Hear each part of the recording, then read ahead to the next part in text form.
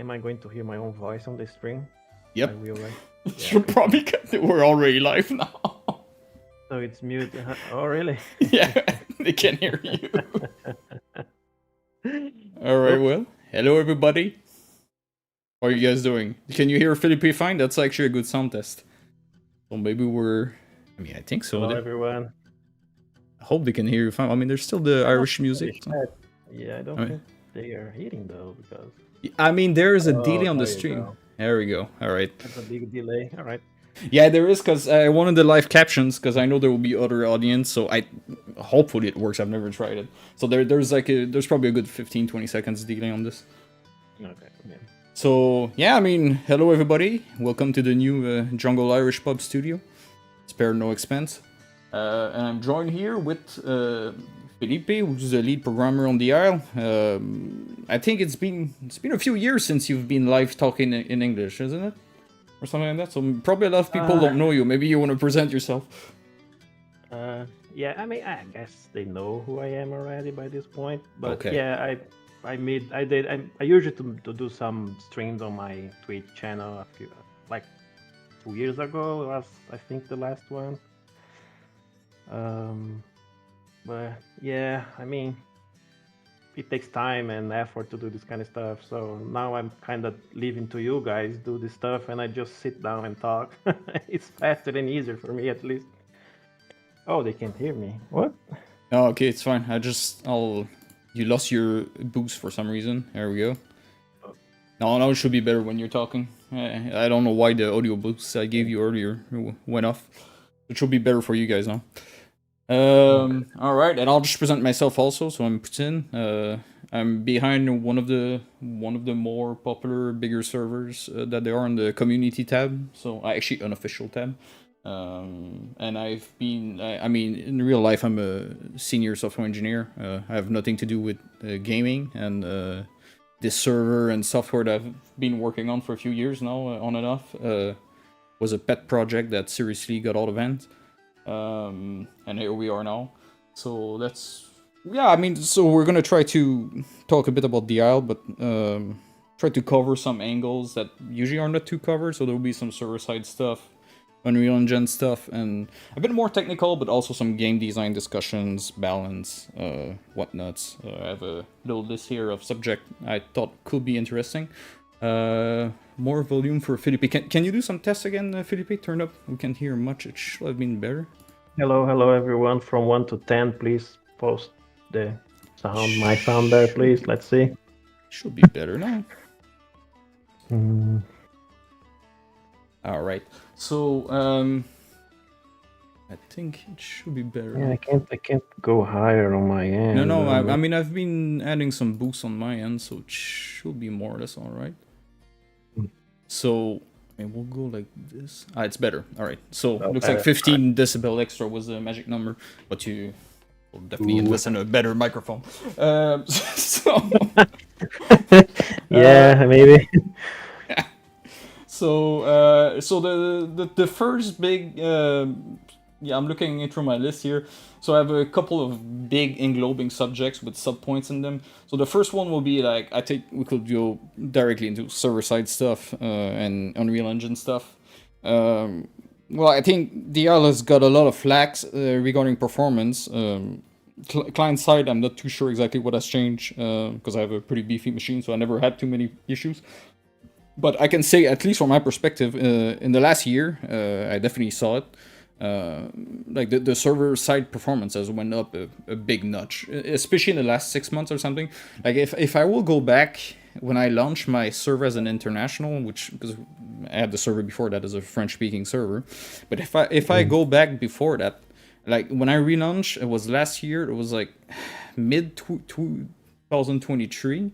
And we relaunched with 130 slots. And I remember not being too sure if whatever I had at the time as a hardware could actually handle that.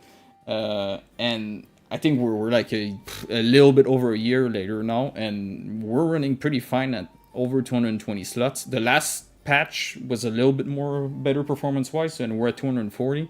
So like there is being a big leap on the server side, I think, in terms of performance. And yeah, I mean, so where I was going with this is what I've noticed is that we kind of reached the point where the clients doesn't follow anymore what the server side can do. So, and from my perspective, because I'm I have a very rudimentary understanding of the networking in Unreal Engine. But so what I've noticed is we had this issue back in the days. There was also on Spyro, even with 120 slots. When you had like a lot of mass in one center, the clients would just start desyncing. Like if you have a lot of chunks and stuff like that, like if you go to Spiral Center, for example, and you had 70 players there just murdering each other in loop and corpses everywhere, you would just end up in these situations where even if you're elsewhere on the map, everything's fine. But then you go on this area and everything starts teleporting around. And I mean, my understanding of that is that the RPC calls just saturate and you start skipping server updates. But I was wondering, is it kind of what's happening? Or like, since you're the guy who does the networking stuff, and also like, is there anything like you guys can realistically do about that? Or we kind of like reach the point where that's just what it is, Unreal just crap itself?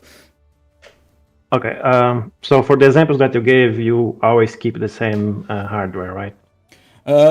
Yeah, pretty much. At least. I mean, concretely, what happens is that you will have like the server frame rate will be pretty good, and you will be somewhere on the map and you have no issues with desyncing and teleporting. But then you go to an area that is super densely populated and with a lot of littering around like corpses and chunks and stuff, and then stuff start teleporting around. It was especially bad like 2 patches ago when you had like the center was a big hotspot and half the server was there just murdering each other's in loop. You will go there, things will just teleport everywhere.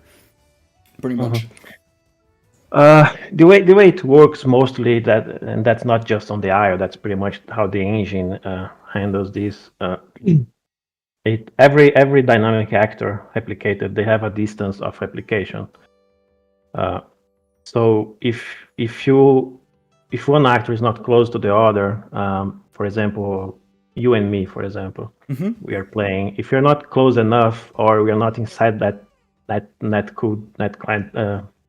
network distance, basically, I don't need to know about you. I don't need to receive any data from you. So the server don't need to send me every update that comes from your client, and vice versa. But when we go to close to one another, now we need to know about one another, and that's why sometimes when you have a lot of people on one area, it can kind of force the server a little more, because now the server needs to care about each one of those people in there and send the information to every one of them. There's a lot you can do to increase performance. That, of course, there are limitations, right? You can't just have 500 players. So we have been over the years working on this. Not only me, the entire programming team do performance improvement as we can. It takes time because we can't just stop developing the game to take care of performance issues or improving that, either server or client. We have the game to build first, and then when you have some time, we look on these. Unless like a crash or something that's very specific that needs to be fixed immediately, we just are always busy. But of course, that we try our best to improve stuff. Okay. But for that specific question you made, why people go on a specific area, is because of that. Now you are too close. The server needs to handle much more stuff right now, more often as well. So the information needs to be more reliable. It's hard to scale that in a way that we can control that in a dynamic way, but the idea is just give the server a little more room for those situations. If people are spread and the server is all right, and then the server start to run bad, maybe decrease a little bit the slots, give the server a little bit more room for these situations, and we go from there, right? Yeah, I mean, I'd say what I've noticed is the random spawn made a huge difference. in terms of like solving. I mean, we still have these at some point. Like if you have 20 herbivores in one corner just murdering everybody, and then around that there you might have some decent issues. But what I've noticed is really the random, like spreading the players around, really help a lot with this. I mean, it's not ideal. Sometimes people don't get the spawn they want, but in the big picture, in the grand scheme of things, it really makes a big difference. But also, which also puzzling, because this is completely new, the mass migration, and I mean, are you sure it works now? I haven't used it, like the new mass migration feature stuff. Is it out right now and actually working? Because I've heard it's bugged right now, or is it supposed to be working? Yeah, it should be working. On the officials, it is disabled. Okay. But the option is there for server owners. You guys can edit it. Enable and update how long they update and how often they last. The idea for now, the mass migration, the icon on your compass is the same as the species migration, but the idea is that the mass migration overrides all the others, and the entire server pretty much is pointed to that area, so everyone meeting there. But isn't that like from a sheer perspective of performance, if you have like a big server sending everybody in one corner, isn't that kind of what you don't want to do? I get the idea from a gameplay perspective, but I'm kind of this is playing with fire a little bit. Exactly. So that's when you try to balance performance with design. The species migrations need to be big. We may need to check about mass migrations being bigger than the default species migration Mm-hmm. because of that reason. But not on performance. But let's say you have a migration zone that's not so big, and that migration zone now mass. What if everyone goes there? It's gonna be a mess, right? So the reason is not enable on officials is that it's not exactly finished balance-wise on those subjects. Like how long it lasts on the official servers. Consider the official servers start every 8 hours, right? Mm-hmm. How much food it needs to be in there for the entire server kind of go there. What's the size of it? So for now, it's on options for you guys to tweak it, but we still have a few things to do on migration. Not only that, there is a new system that needs to come for nestings that I don't have much to talk right now, but it's another part that needs to come. Which well, what do you have to talk pretty about much that right nesting, but yeah, it's like a nesting patrol zone. It's specific for nesting. Oh yeah. Dundee mentioned that too. So yeah, the system overall is not finished yet, but yeah. But concretely, what is this thing gonna do exactly? Or it's too early. The main idea is like when you are nesting, you should have some patrol zones to go nearby, not too far away from where you are nesting. So for that, we kind of need nesting zones and patrol zones that are kind of specific linked to those zones. So this is why people can decide if they stay nearby, if they go far away, if they engage in a species migration or a mass migration, you know. Okay. And when it came to like performance stuff, I know right now you're still using the aging character movement. What's it called again? CMC, the character movement component or something in Unreal, like the old one that is gonna be replaced. That people wait for, like the Messiah, or is it already released? The Messiah. Oh, it's like the second coming of Christ. It's like the character movement component that's gonna be completely overhauled. Yeah, here is the thing. Yeah, the character movement component is there since Unreal 4. I think since Unreal 3. I think they just converted, I guess. But there is a new one that they are working. It's called Mover. But here is the thing. None Knight was supposed to be a big thing as well, right? Yeah. But it's not that great. So my expectations on this stuff have been a little more controlled now. So it's not gonna be the Messiah. Yeah. But yeah, when we do some profilers on the server, we see that one of the biggest costs on the server is related to movement, to updated movement. It should be because there's a lot of stuff in there, obviously. Mm-hmm. But sometimes it seems too high, and that's if you compare to other engines like Unity, if doing some research, you see that Unity is so much better on this. I mean, I guess Epic knows that, and that's why they're building a new component to fix that. That is, the movement component also doesn't work very well on different threads, and I think in the mover, the new component is gonna do that. So I expect better better performance on that specifically, but you know, I can't call it the Messiah because we are gonna burn our tongues again. But is it already out, or it's like a release candidate? No, it's still in development. Yeah. Okay. So yeah, okay, but I guess you guys plan to, when it's out, to migrate, and it's probably gonna be a proper clusterfuck this thing to migrate all your existing stack.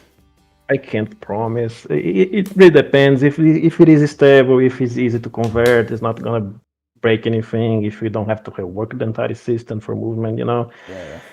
If they made it in a way that's very easy for us to convert, then sure, we can try and see how it goes. But if it demands a lot of resources, I don't know. We will see. We have to finish the game first, and then we can talk about that. Well, you didn't finish the game before raiding to Unreal 5, which is good, I guess. So maybe that comes. But yeah. So staying on the server topic and engine stuff, something I mean, that's not news for us anymore because we've been talking about it a bit in the shadow. So the people in the chat now, this is very early, like, this is just more exploratory, and this was just some surface level conversations. But you actually reached out, I mean, you or Punch, actually both of you, I think reached out to me, and we had conversations regarding, because we have one of the bigger servers out there that is consistently running pretty great. And you guys reach out actually to me to discuss about server hardware, and because right now you're hosting the official servers on AWS, right? And obviously you are actually investigating and looking into changing your whole hardware setup that's something that's on the table now. Changing everything is like, again, there's a lot of resource and time consuming. So we're doing some research and asking around about that. The provider that you have seems to be kind of cheaper and have good options, but it doesn't fit very well all our needs. Okay. Meaning like how many locations it has. For example, Advanced One, which I think is the one that you use on your server, only has Canada as North America, and that limits us a lot. Mm-hmm. We need a bigger range of locations so people have better pings. So I doubt that we are going to change from AWS. We are looking inside of the AWS for better options, or maybe local centers that we could in the future rent and see. All that it demands time and resource, and But right now, are you looking more into an approach where we will have like more beefy machines that can handle more load? That would be the more like the faster solution, like. Okay. So, but like realistically speaking, like let's say, because I guess you do that also to bump up official servers, server slots, right? Or Better servers. It's not just to run more servers on the same. More slot and more stable, more. Yeah, okay. But do you have like a kind of range that you're aiming at for in terms of like the new normal official experience server cap? For the slots, that you're hoping to reach at least. Not yet. We have to be very careful about saying that to the community, because people have some expectations, and we want to make sure that we can meet those expectations before we say anything. So. Okay. Well, got it. I guess that covers for kind of like hardware and server side stuff, but so more into just general game design stuff discussion. For Gateway right now, a lot of stuff has been added on Gateway. With the random spawn, it really helped with the density. For a long time, we had these issues with hotspots, and basically every patch was just moving the hotspot around the map. It's just, one patch was there, and then I think random spawn really put a big end to this, at least to some degree.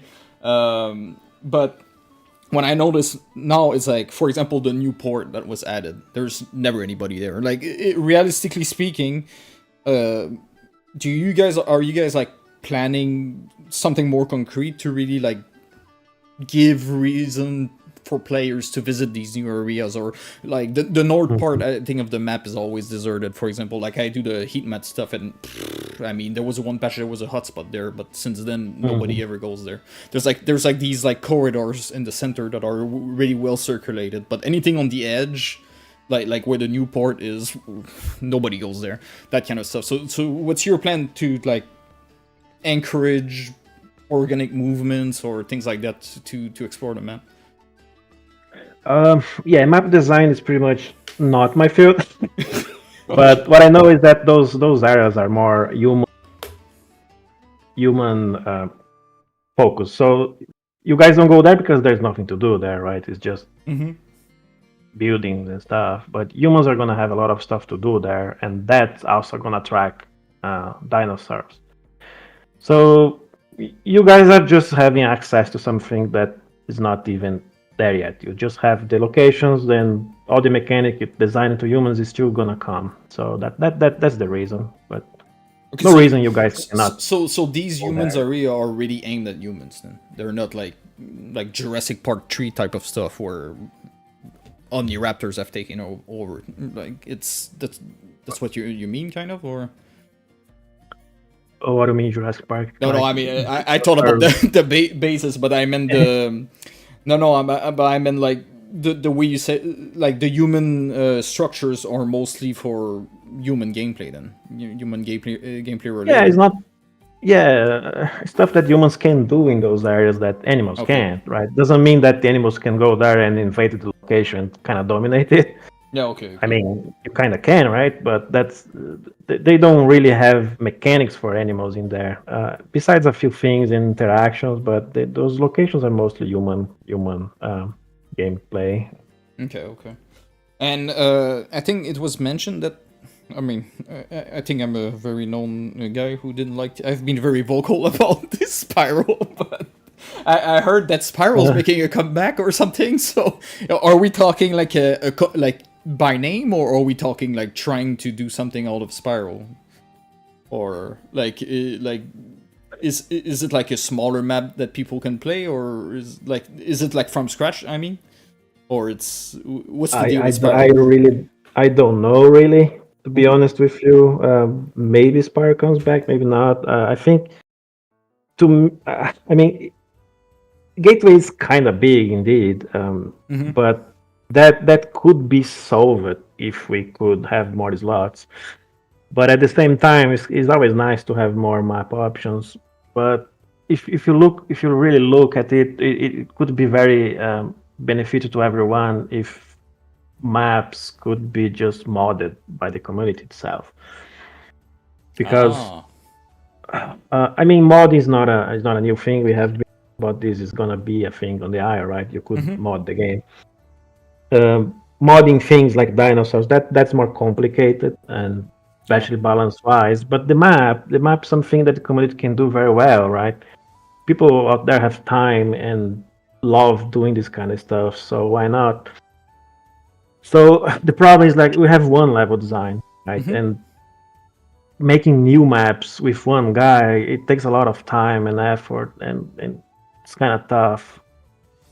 Okay. So it kind of makes sense to me to kind of let you guys at some point, and not think now that allow mods so you guys can have your own maps, and we maybe we could one day start doing some old map stuff back. I think that would be cool if we could do that. Yeah, it could be cool actually. Yeah, I guess so. But I mean, I have a point later on regarding specifically modding, so I guess we can get back a bit on that.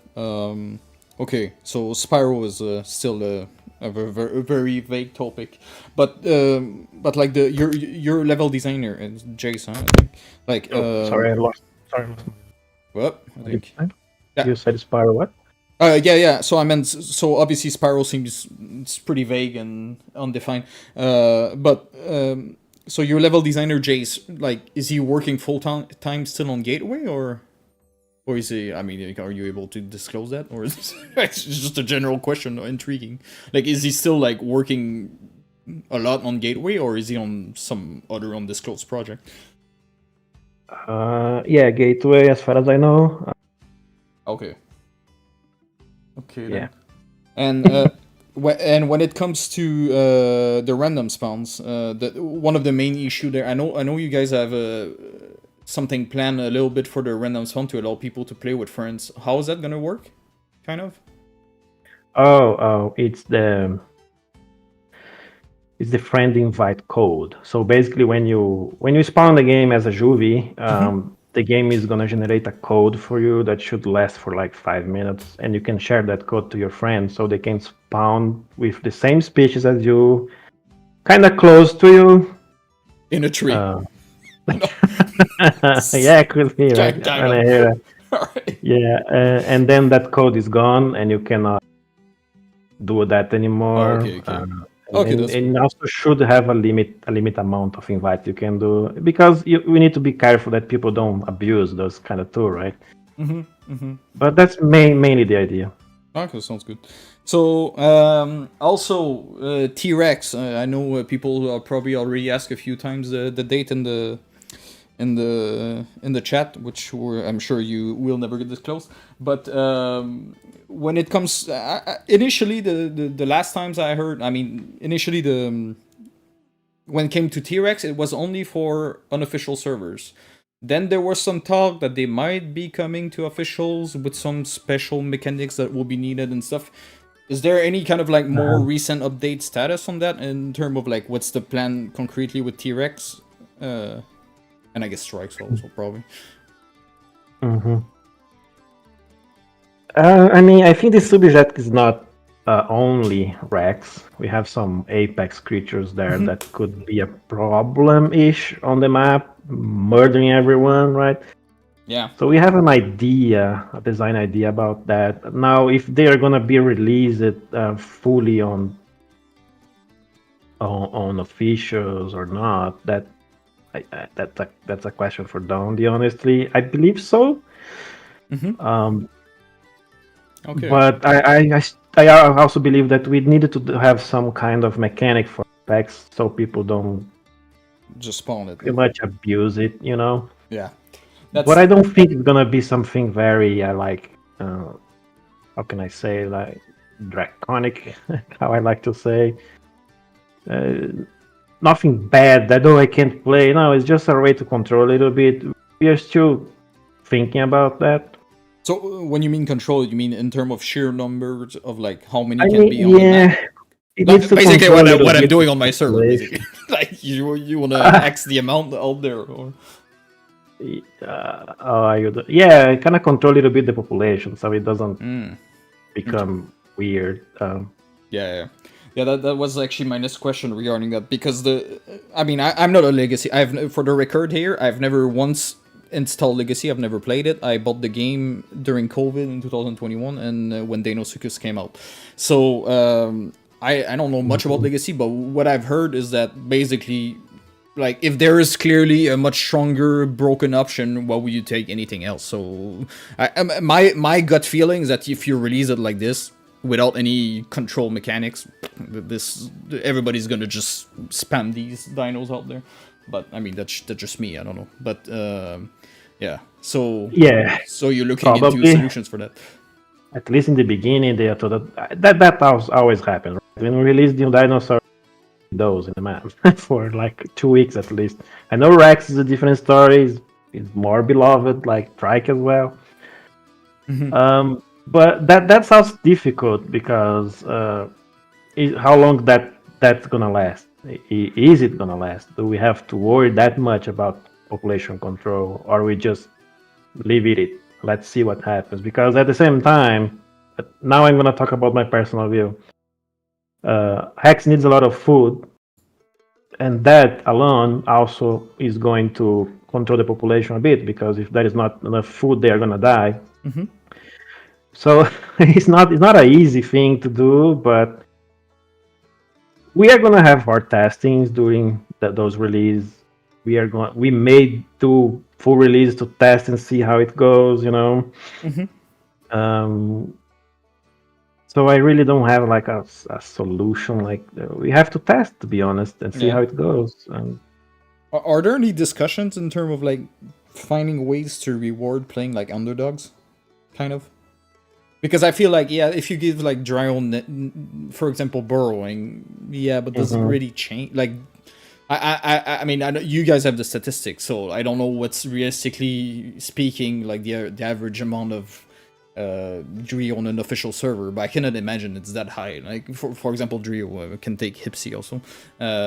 Like, I feel a lot of these dinos, if they're really like kind of not useless but like very niche, you really have to be appealed by this type of dino, then like, are you guys looking into ways to really reward, giving reasons for people to pick these dinos?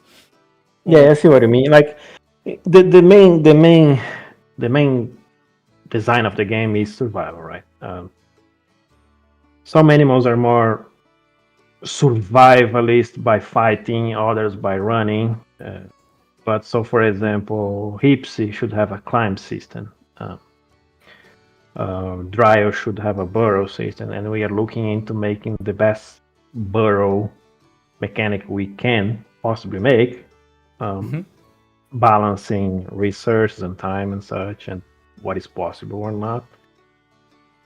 So in the end, it really depends what you like to play with. Do you like to move around biting Yeah. stuff and to the death, or you like to play on the underground with building burrows, surviving as a dinosaur, as an animal, not just fighting all the time. So it's really a play style choice. So the idea is just give as many options as we can, not only animals but mechanics, and you play with what you prefer.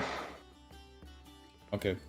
And one thing that I mean, the last devlog, the one big thing that stand out that I was really happy to see actually was the new UI.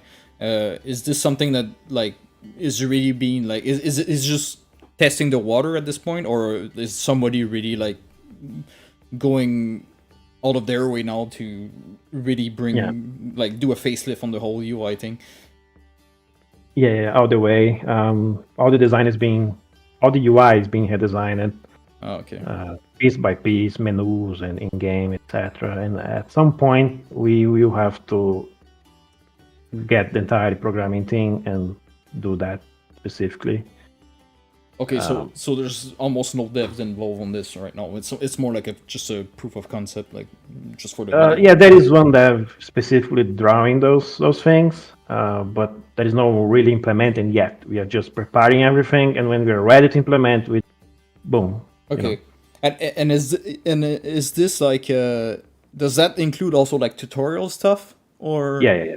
Oh, okay, yeah, that would be good because for the new customer experiences could definitely use a bit of love on this one. Yeah, the new players have a lot of questions.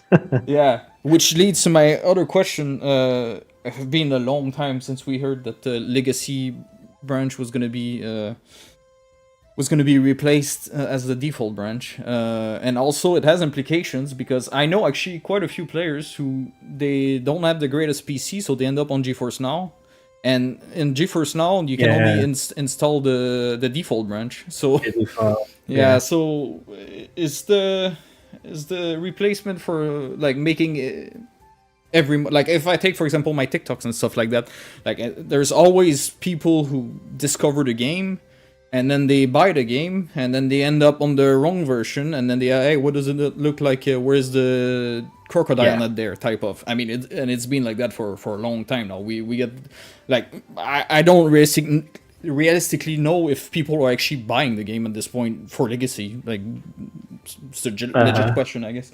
So is the do we have like a near hope for making everyone the default branch or we're still up there somewhere?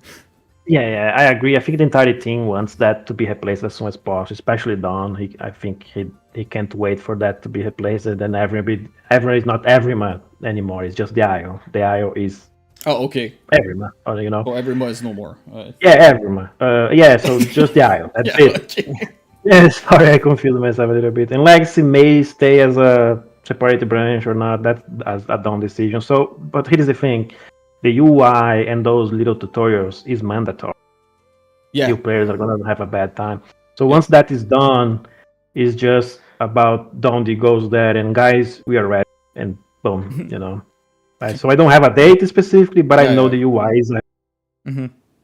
Okay. But from what I'm understanding here, the new UI stuff is like a heavy pre-production, but like it's gotta be a big focus soon. I guess no, or it's or we're because it's. It's hard to say. We are gonna have to replace a lot.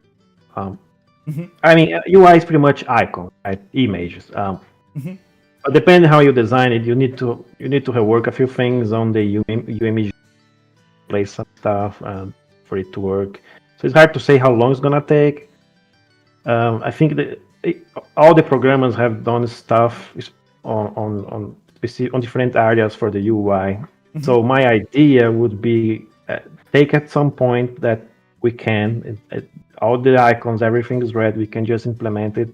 Then the entire programming team goes there. Each one of us are gonna give an example. For example, I'm way more familiarized with the skin system than the other two programmers, right?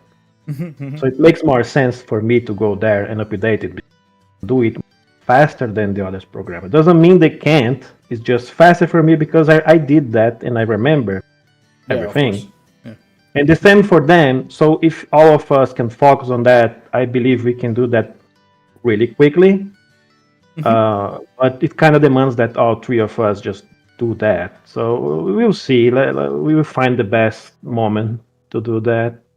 Okay. And when it comes specifically to tutorial, what do you guys have in mind? Is it more like, is it going to be kind of like drop fed a little bit, or like as you discover the game, then some info tips shows up, or are you going to have more like a kind of like YouTube onboarding? I mean, I say YouTube, but like really more heavy description and an actual like tutorial level, or kind of something like that.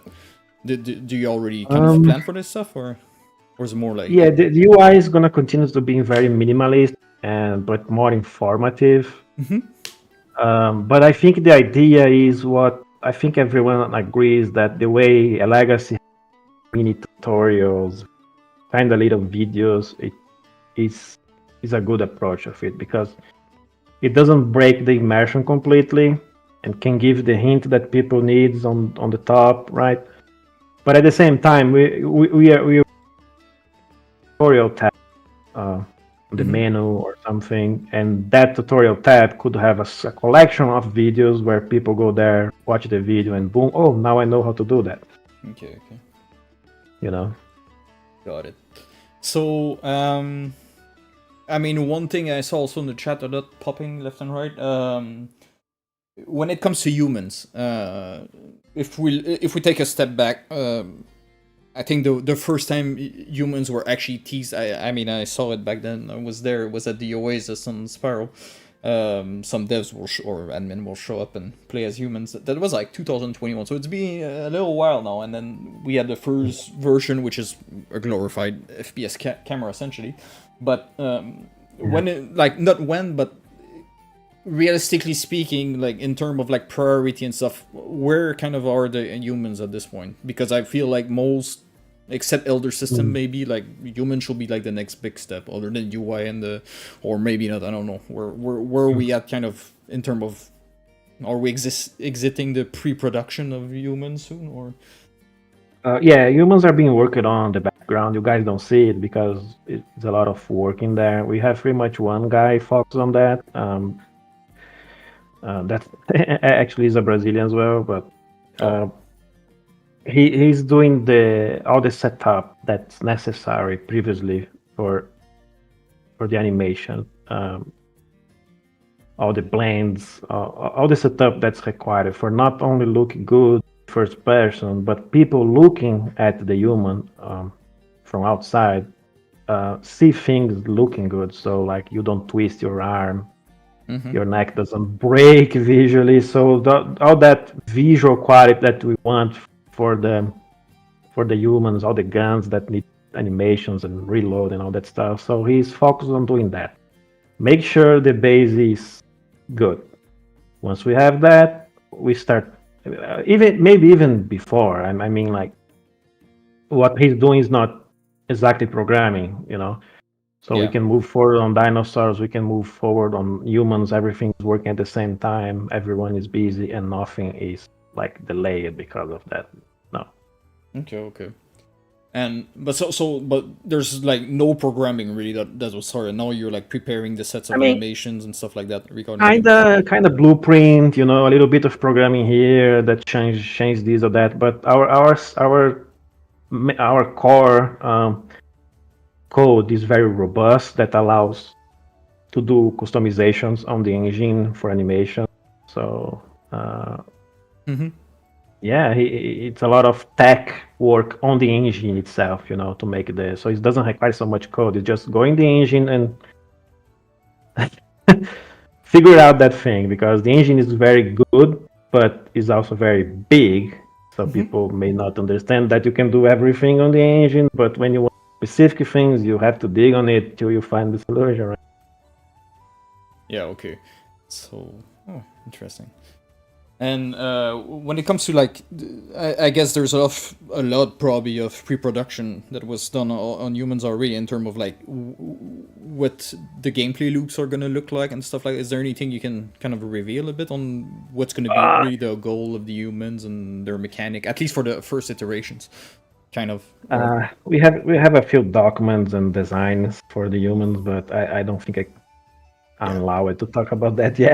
I think you guys should have an interview with Don. Then he can. I think he's gonna love talk about that because when he starts talk about humans, he just seems to love it. Okay. But I'm not gonna share because. Yeah, we don't want to get Felipe fired. Yeah, that would suck. Okay. So I guess by the next one was about base building versus prefabs, but I guess this falls into that same document. Okay then. When it comes to mutations, I mean, there's a screenshot of me circulating around from last year where I famously said that if there was more than 20 mutations on Mutations launch day, I will eat my socks on live stream. I was wrong, people. Let it go. But when are you gonna eat then? Yeah, it's the next week. But you see. But when it comes to mutations, is it considered for now like feature complete, or do you have like another set of mutations coming soonish or planned already? Oh yeah, I mean, it's another thing that demands some time to go there and design then, or get the design suggestions that people give, including the community, and make sure they make sense. The thing is that mutations are there, so right now they are not exactly a priority. But I think I talked about that a month ago. About we have several options. We kind of have a list of mutations that could be integrated to the game. They just need to be very well. How can I say? Check it. Just make sure the design is solid, and we can immediately implement them. So it's more like a design, like make sure they are not bad, or I mean, balance-wise, always gonna have some problems here or there, but we need people to have time to go there and verify them, and mostly done really, to make sure that nothing is there is like doesn't make sense to the game really. But so implement is kind of okay. It's kind of fast to do. It's more like a design of new mutations. For me, I think we should have a lot. From just out of curiosity, I mean, I know right now the mutations, they're like omnivores, carnivores, and generic. Yeah, they're pretty generic. But the way you build them under the hood, can they be per species based, or? Oh yeah, absolutely. Okay, cool. So in the future, again, it's just a design thing. Yeah, okay. Yeah. Oh, okay, well that's good. But you have this option in the future to decide that Allo gets this special mutation, for example. Yeah, we can do that pretty easily. So it's pretty much design / balance. Implementation is not a problem. Oh, that's pretty good. Interesting. Interesting. I mean, this is the kind of stuff I find very interesting, actually, though, how you build stuff under the hood and how modular it is. It has to be. It's a dynamic game with dinosaurs of different species, bipeds, quadrupeds. They grow, they mutate. Then there is human. So yeah, it's a hard game to build, honestly, but it's doable. So when it comes, I mean, recently you added what I thought will be. I mean, I don't know really, but there was one dinosaur I always wanted to see that I was years ago was planned. I think earlier than it was pushed somewhere, and then it fell into obscurity. Was the Oviraptor, and that was one of the dinos I was awaiting for the most for the game. And obviously it needed special mechanics like carrying eggs and stuff. But now that we have all that in the game, is the Oviraptor gonna do a soonish comeback, or it's still somewhere under a pile? Always gonna come, of course. Here is the thing about those eggs. We don't have to implement that anymore, right? Because it's there already. That's a good thing about it. So if you consider that development time of Ovi, you have a progress there. Yeah. So we can enable, disable, modify those eggs as we want. We can make them not give nutrients. We can give not be carryable by others, only Oviraptor. We can change that any time, so it's not exactly a problem. At least the mechanic is there already, so we can use that to Ovi at any time and balance it. Overall progress on Ovi is not just programming. You have mesh, you have morph, animation, textures and stuff. So and that stuff are not exactly very well updated. Yeah. Okay. So, but yeah, I don't think Ovi is gonna take like a long time to come. I think, Yeah. we will see, but should be soon, I guess. It's Okay. hard to tell. Yeah, That no, kind it's of fine. stuff. No, I was wondering if it was I was wondering if like all the basic mechanics for it to move forward again were there now. I mean, it shares most of the basic mechanics that we already have, right? And anything specific egg wise, we have a basic already, and then we just need to expand as we wish. Sounds good. Well, another interesting thing that I saw that which update was the one last year when you added Galley and Cerato. There was clearly like a new emphasis on making noise a bit, because I think one of the big problem with having a big map with low density is that you can be next to a player sometimes and you have no idea that we're there, which is all right, but clearly, like when it came to Galley making noise to get the buff, and then the automatic noise from the Cerato when you're chuffing next to a corpse, essentially. Like I thought these were actually pretty cool ideas. Is there more like this to like encourage people to essentially reveal their location to other players instead of just moving silently? Like, do you have more example like this coming up, or? Yeah, I get what you mean. I mean, nothing exactly specific. But that's something that we keep in mind as well. How people are gonna find it. It's just if everyone's quiet, how they find one another. That's also part of the new design of Sand. That's gonna allow to be easier to kind of say like, oh, there is people in that direction. What do you mean Sand? Actually, the Sand system is NIF. Okay. We want to include something in there that could give the players like, there is people in that direction. If I go in that direction, Sand system is telling me that. Oh, the Sand thing. Yeah. Okay, sorry. It's accent thing. Yeah. No worries. I mean, we're both not native speakers of English. But everything we do needs to be careful because, for example, vocals, we can't just force people to vocal. In this case, Cerato kind of makes sense because Cerato is supposed to be like a tank kind of thing, protect my corpse, don't get close. And Gali is fast, so if Gali decides to run, I'm sorry, you probably won't catch it. So they have ways to defend themselves, right? If we just make other dinosaurs to make noise and they can't escape, that kind of, it's a bad balance design. So it's hard to come up with ideas on that end, but that's something that we always keep in mind. Yeah. Okay. So, but realistically speaking, like when you, because I mean, I think it was like 2021. You had this like cloud system when you were sending. You had like this weird yellow undulation that was eating half of your frame rate. But like, I remember. You remember that one, huh? So, but. So realistically speaking, like concretely, what do you mean by give you an idea? Do you have already something a bit more concrete in terms of like how it's going to indicate you that there's people in that direction without also being essentially a wall hack? No, yeah, it needs to be in a way that's not exactly obvious. I mean, not like, oh, this is exactly the location where they are. No, it should give you an idea where people are. So something similar to how it was is kind of nice. Personally, I like the way it was. That back stand thing. Of course, it needs some improvements in there, not only for performance but the design of it. Okay. But I think sending players, as long it makes sense, I can explain. For example, let's say over some time, depending on what the player do, it generates smell, right? It generates odor. For example, if you eat stuff, if you don't swim or wherever, if you run, you are gonna have sweat, you're gonna have blood. All that generates odor, right?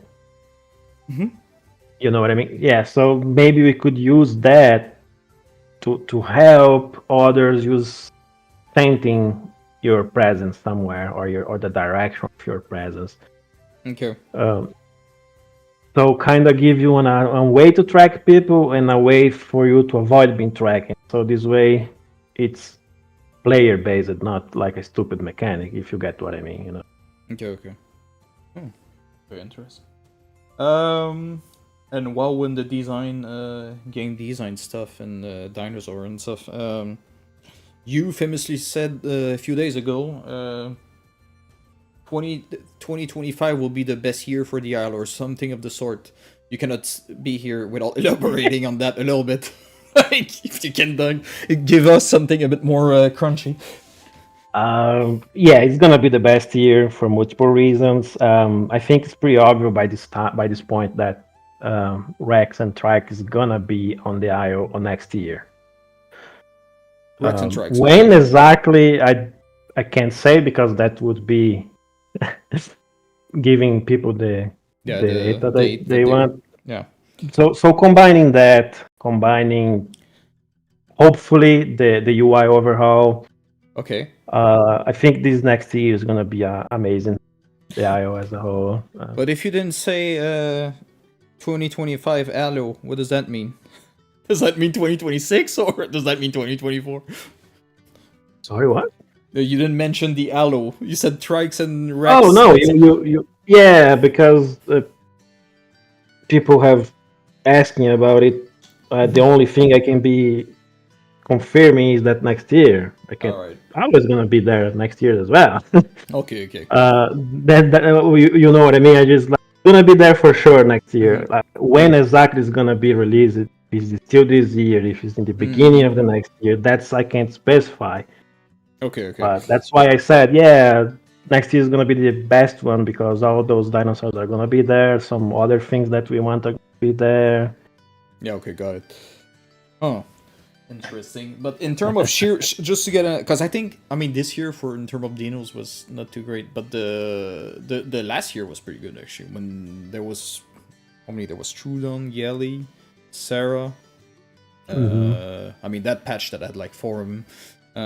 So you're aiming some like 2025. You're aiming for something of more of that magnitude than 2022, which I think it had the single one maybe.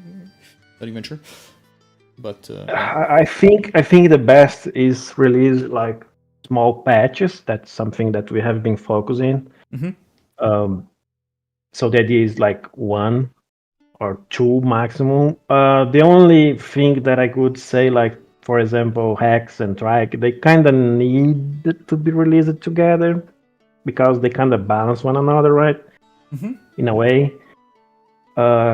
So you're aiming for both apexes on the same patch then, for that one. Yeah, just to help balance kind of in a way. But I wouldn't expect like one patch to have 4 dinosaurs. Not anymore, because that's a lot of. Yeah. It's nice, but it's a big update. Problems can come on from that. That is balance issue, you know. So 1 to 2, I think is the best release. Per patch. How many is gonna be releasing in a year? It's very relative. Yeah. Somebody here just said 6 playable in 2023, which is what I remember. That was a big year, I think, in terms of Dino. 6, yeah, is a. You think there's a chance to equal that, or it's a bit optimistic? I think so. I think yeah. We would like to be faster, to be honest. Okay. Not only you guys, we would like to be faster as well. Okay. But yeah. I'll be interesting. There is a lot to be done and things that isn't. It's not just programming, right? It's a lot of animations. Not everything. Yeah. So. Yeah. Okay. I mean, the next that kind of like covers it a little bit for the ideas I had for game design discussion, but when it comes specifically to balance, and I know this is a hot topic, which I'm not also, quite frankly, not too happy with the current balance of the game either, and I think it's I mean, it is what it is. But like you personally, and also what's kind of like the general feeling in terms of specifically for the balance among the team, like on the current state, how it is, like how do you feel it kind of stands, and how you would like to improve it, or like where you see it going, kind of like, do you think it's in a good spot, or do you think it's like, which room for improvements do you think will be a good place to start? Okay, so personally, I try to not be influenced by the complaints of community. It's hard because sometimes you guys make solid complaints, but at the same time I go in the game and I don't see that as a problem. So what's the problem here? Either they are not playing correctly, or maybe because I'm a dev, I don't get the same feeling. So it's tough sometimes. Personally, I think the game is a good spot. There are a few things there that I personally feel that are not quite there. But doesn't mean that we are going to change. I'm just of course. So, for example, to me, maybe pounce is a little bit too strong. Needs to be. I'm not sure yet where exactly it's too strong. Sometimes I have a feeling it can be too strong. But at the same time, bucking's things that my only issue with bucking right now is that it's RNG. I don't like that. It's a what, sorry? RNG. Like it's a random chance to be dismounted. I don't like that because at the same time that kind of puts you in a luck position. I hate luck, you know.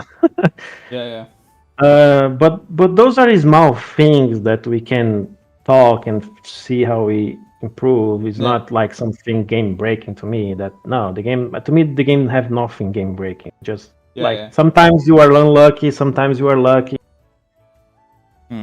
But yep, sorry, go ahead. So and the other thing that we are still working on is the new diets, right? I see people complaining that it's hard to find food. Herbivore wise, I disagree. Like there is food everywhere. It's really pretty easy, especially with the new server setting.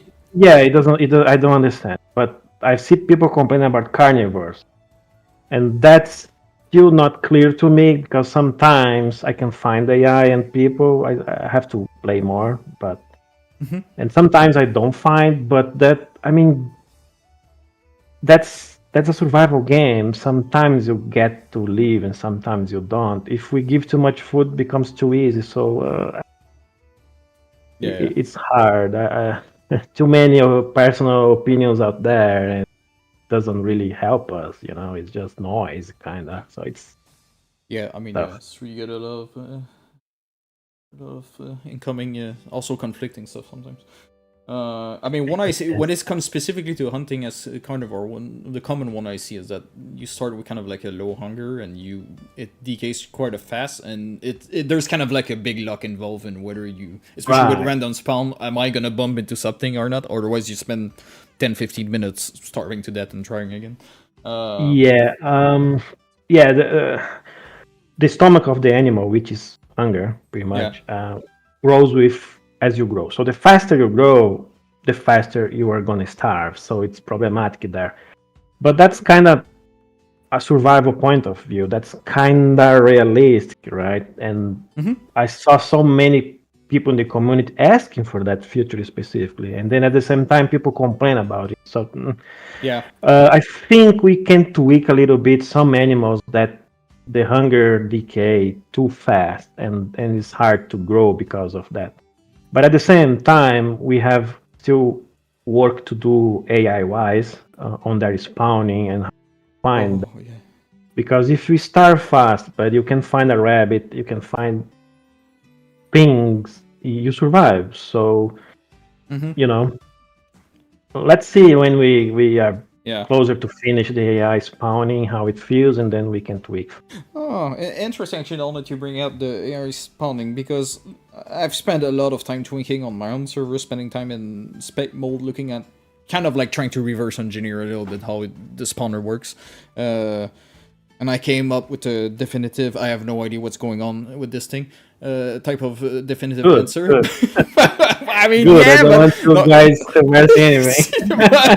I mean, but like, for example, like what I noticed is that the way it kind of it seems to be like some nodes activate, and then so you could have, for example, like, I don't know, let's say a peninsula, and then on the west side you have a little juvie carno, and he's walking there and doesn't see anything, and then in between him to the other side of the peninsula you will have like jungle, and then on the other side he somehow triggers like spawning turtles or something like that, and so you end up with a situation that you have like a carno player on the west side, and then he has turtle completely at the opposite of the small peninsula.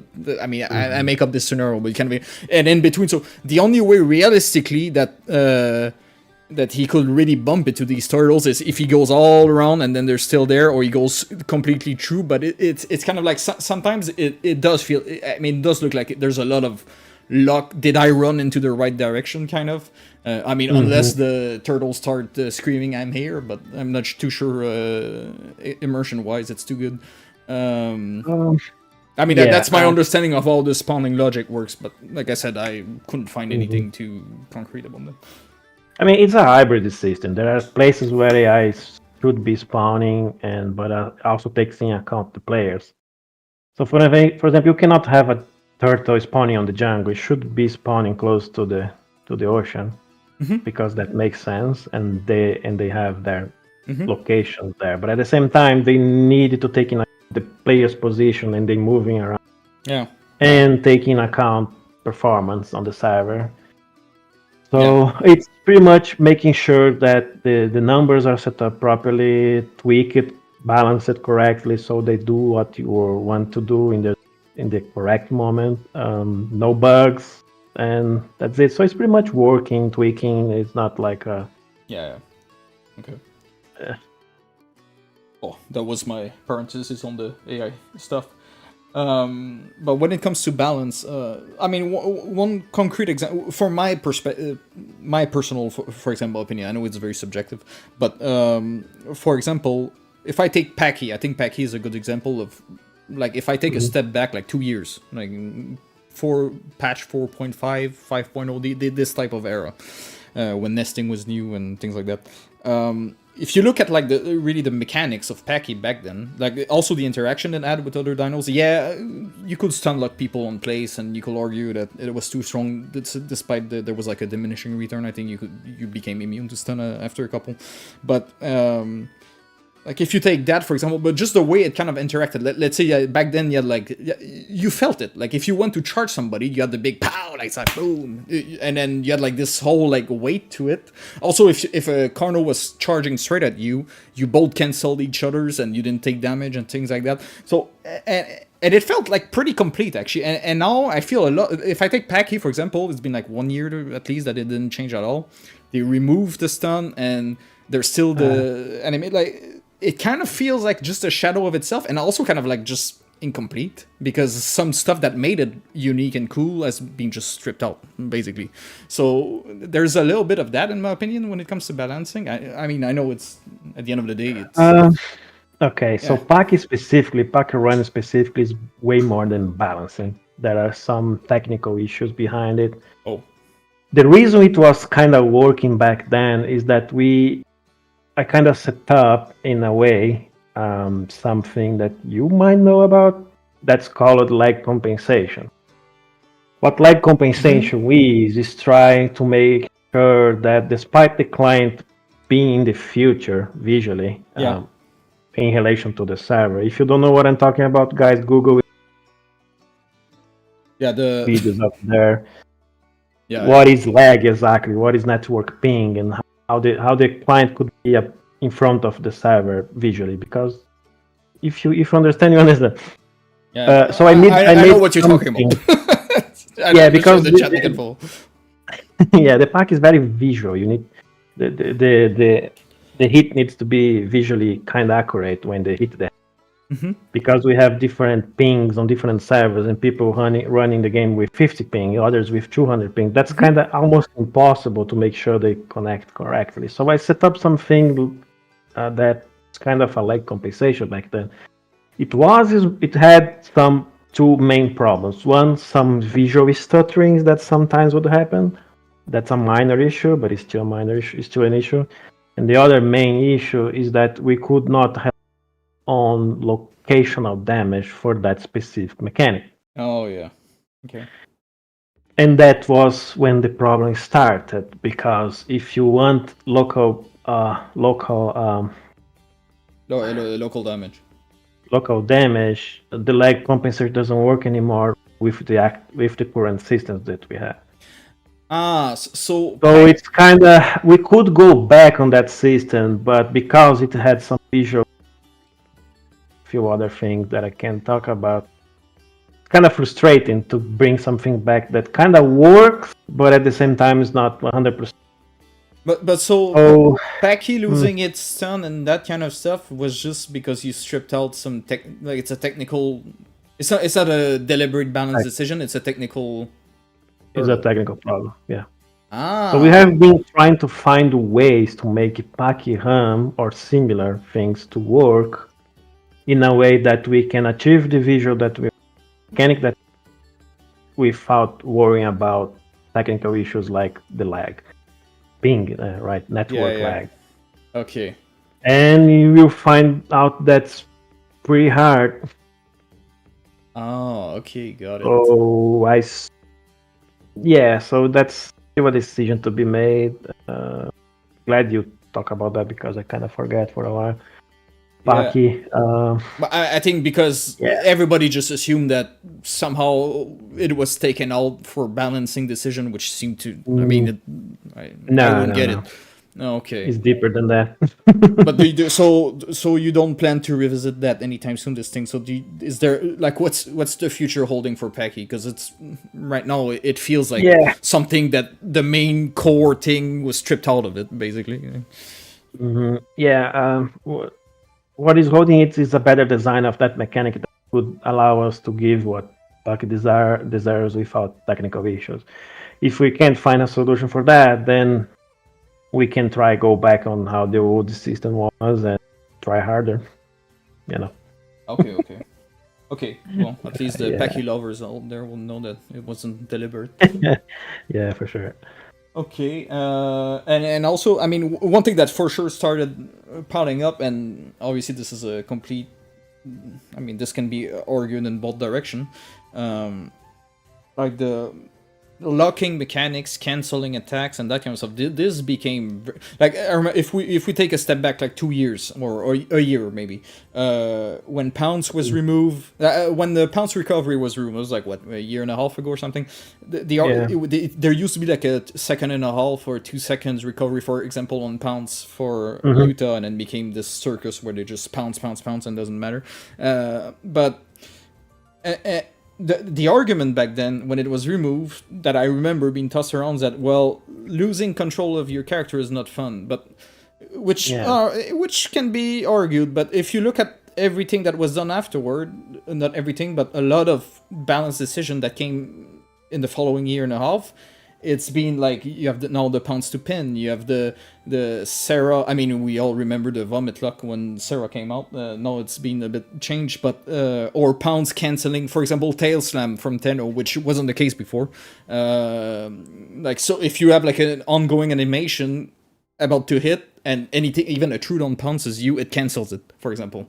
So there's a lot of these subtle stuff that creeped in, and it, in my opinion, it really diminishes the game overall. I like I said, it's very subjective. Like some people may, but like I feel there's but that was a point that was argued back then. It was, well, losing control of your dino is not fun, but there's there's more and more stuff being added that are a lot of cancel this, lock that, pin this, pin that, for example. And so is more coming like this, or Okay, the difference here is that, for example, on that specific example for Pounce is the special ability of Omni. Being punished by your own ability is the problem here.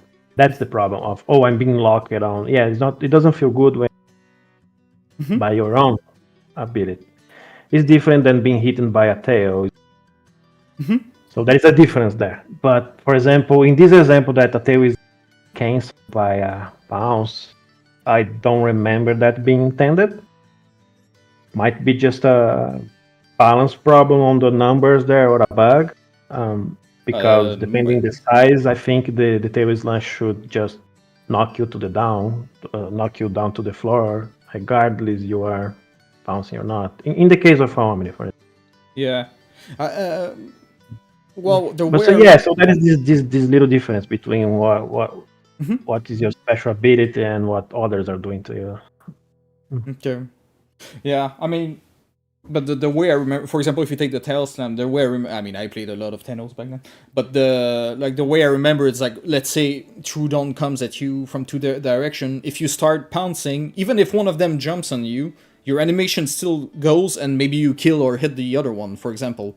But I'm pretty sure someone could. There was definitely some iterations recently where if one of the pounds will hit while your tail is up, it will just kind of resets it, for example.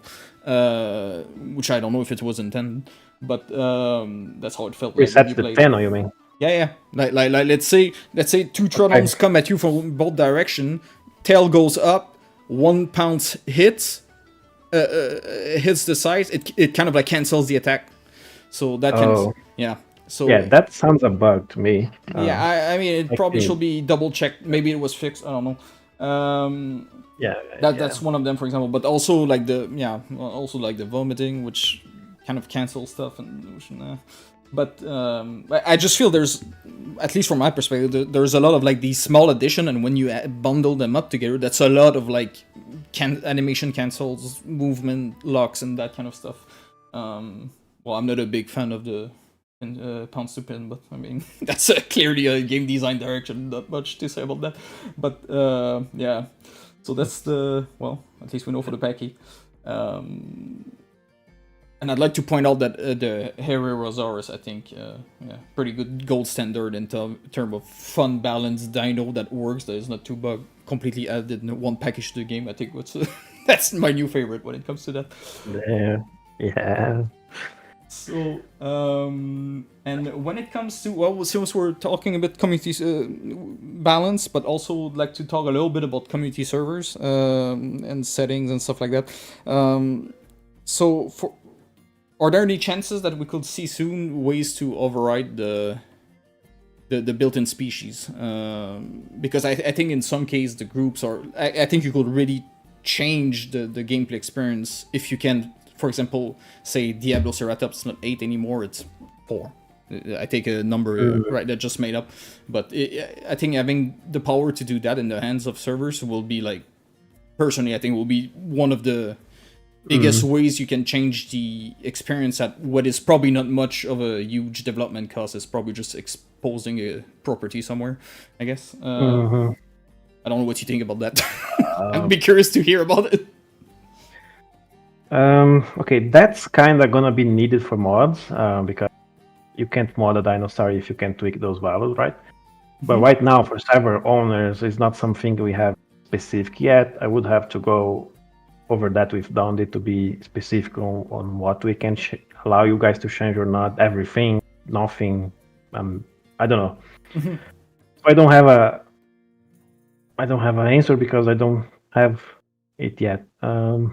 Okay, fair enough. In the worst case, you guys could. In the worst case, let's say you guys cannot change anything, but you could mod a version that can have that tweaked. So, yeah, okay. my opinion, I think, is not a problem to give you guys access to a lot of things or most of the things. Again, because mods is gonna need that anyway. So, but again, I gotta check with Don on that. Okay, interesting. Thanks. And when you speak about modding, so when it comes to, because I haven't delved into modding too much in the last 20 years, but So I guess you're gonna like what kind of in the long term, what are you thinking of letting players really change, like new maps and like new dinos, or you like complete game overall type of stuff, or what's kind of like Yeah, yeah. uh, yeah, that's gonna require a longer conversation with the team to have that specifically. Right now, what I can say for the map wise, I think it's probably gonna be the when we do mods, I think the map is gonna be the first one. Like, go ahead, do your maps because Yeah. that's nice, that's easy for us. It doesn't require you guys can create very nice stuff. There are a lot of creative and talented people out there, so why not benefit from that, right? For the game wise, most of the thing we guys is thinking on that. What if people need to tweak those change? How to tweak those values? How we make the game in a way that in the future is not gonna be a pain, right? Because the way you code the game, it can be almost impossible for anyone to mod anything, you know. So you need to code everything in a way that first is also easier for us to set up a new dinosaur, doable for people outside.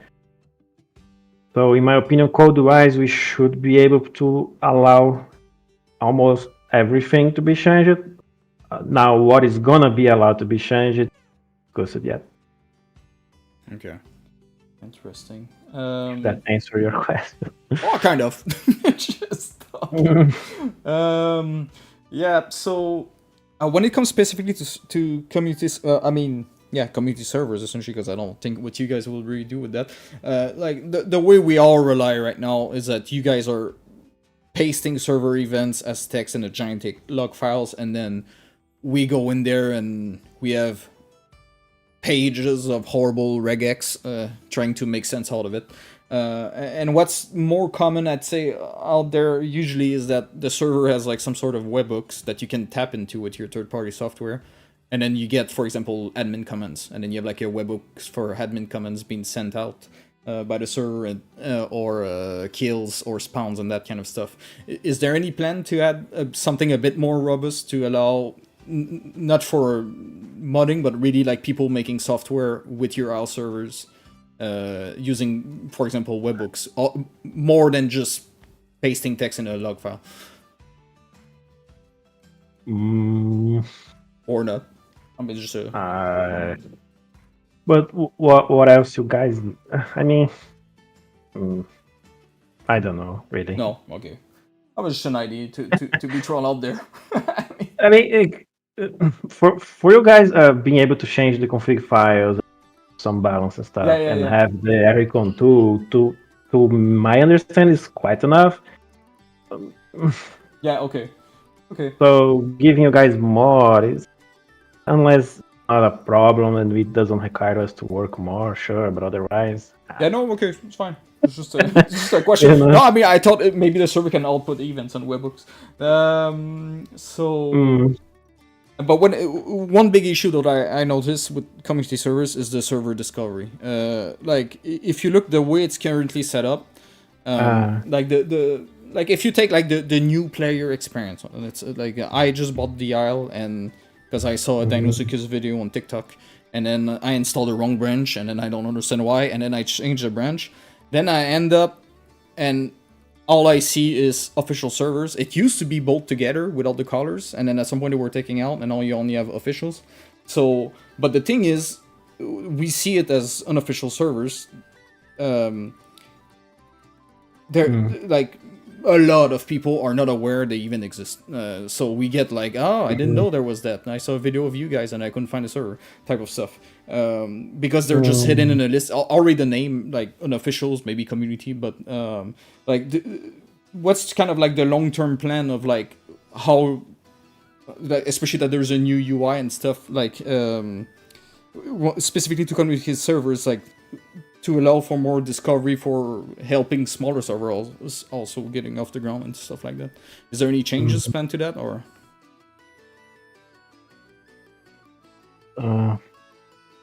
It's kind of, it's interesting because that is the option.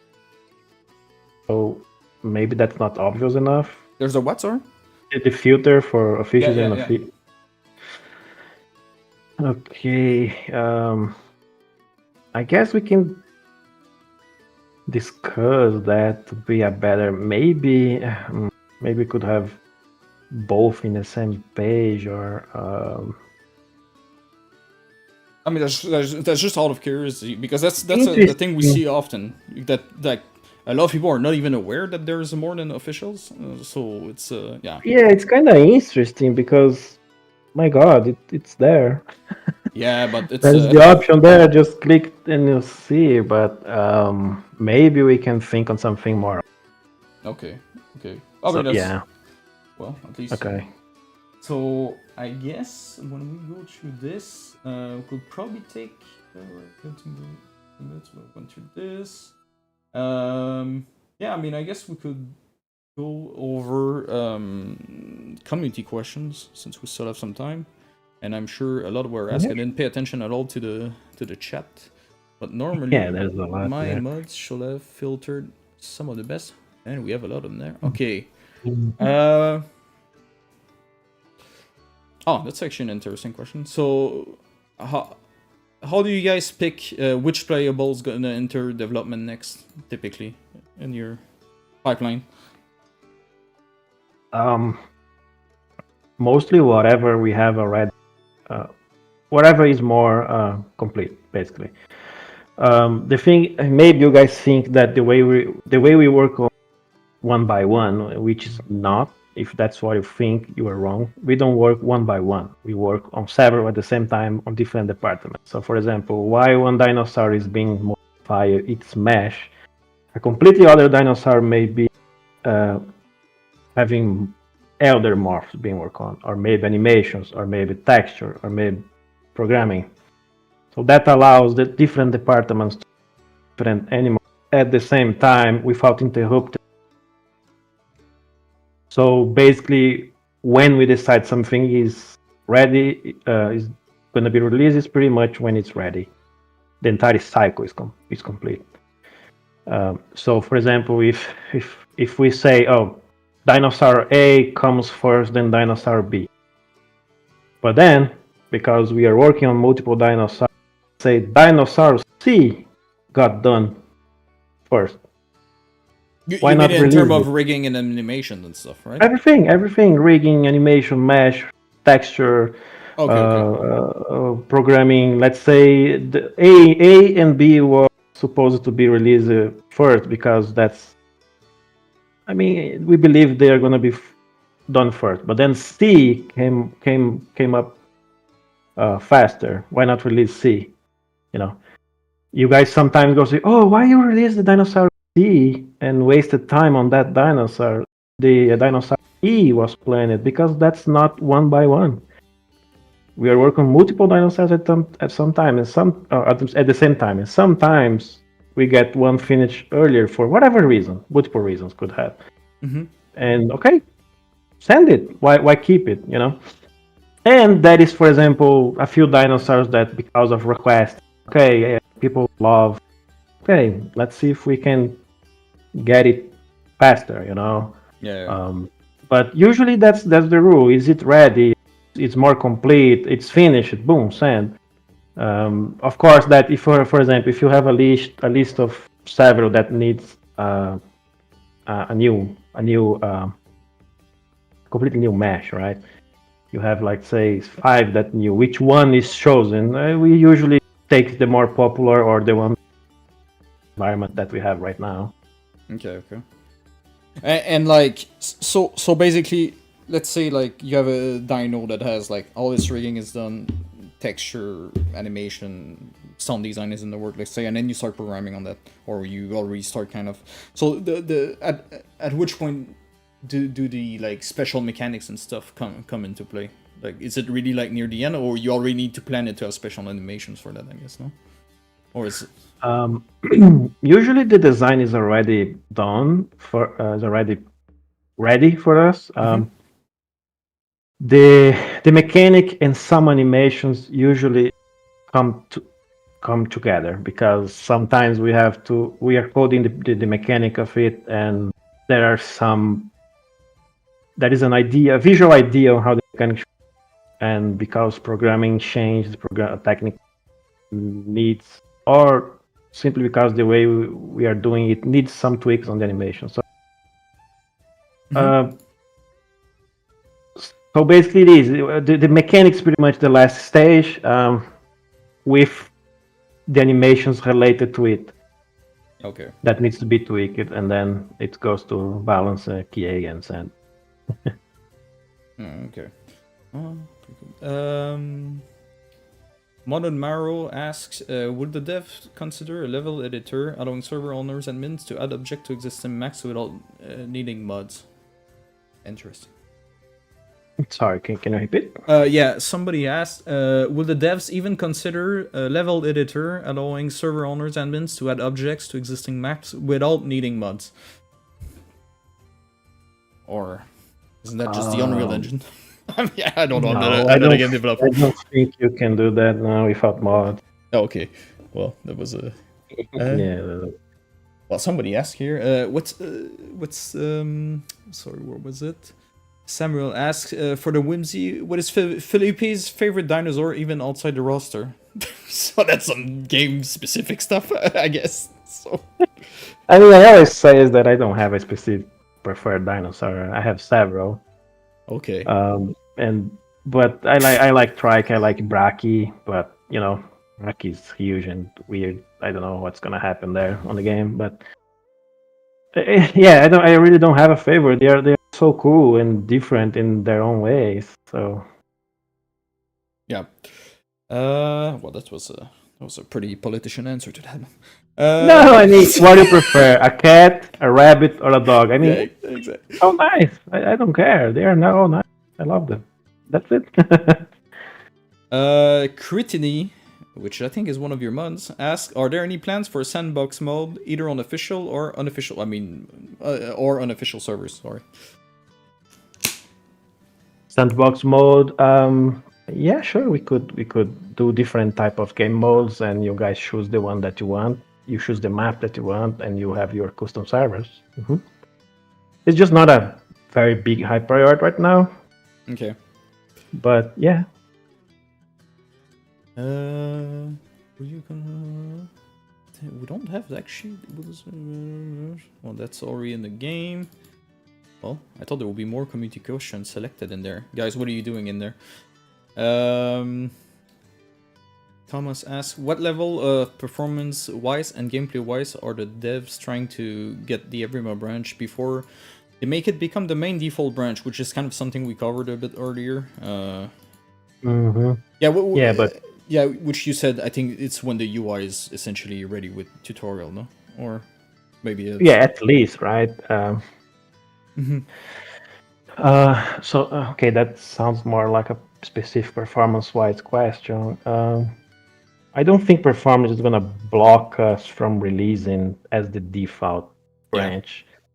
But the problem with performance is, first, there is no magical button out there that you can press, oh, now the game is 20 FPS better. No. Again, also the engine is very big and robust. Even if there are some buttons in there that can give performance, does that work for our game? Does that decrease our quality or not? And so everything performance-wise, it relates to the entire game, all departments, not just one. A few more because of the GPU, light, shadow, handling mostly, right? But so it's not an easy task, it's not fast, and sometimes we try stuff and they work. I can give you an example. The last time we tried something new was the landscape nanite.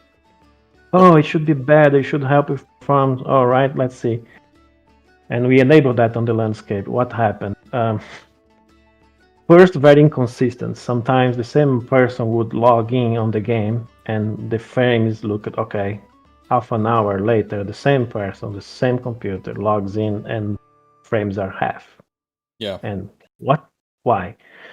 Usually in games, when you look down or up, the frames go up, right? Because you are handling less stuff. When you look to the horizon, your frames go down because you are handling more stuff on your screen than if you look to the floor or the sky. But when we enabled non-light landscape, something weird was happening. When you look down to the floor, the frames are going down. So not only this system was not being more performance, but it was completely inconsistent. So we just had to remove it, and that makes us waste time for something that should be working, right?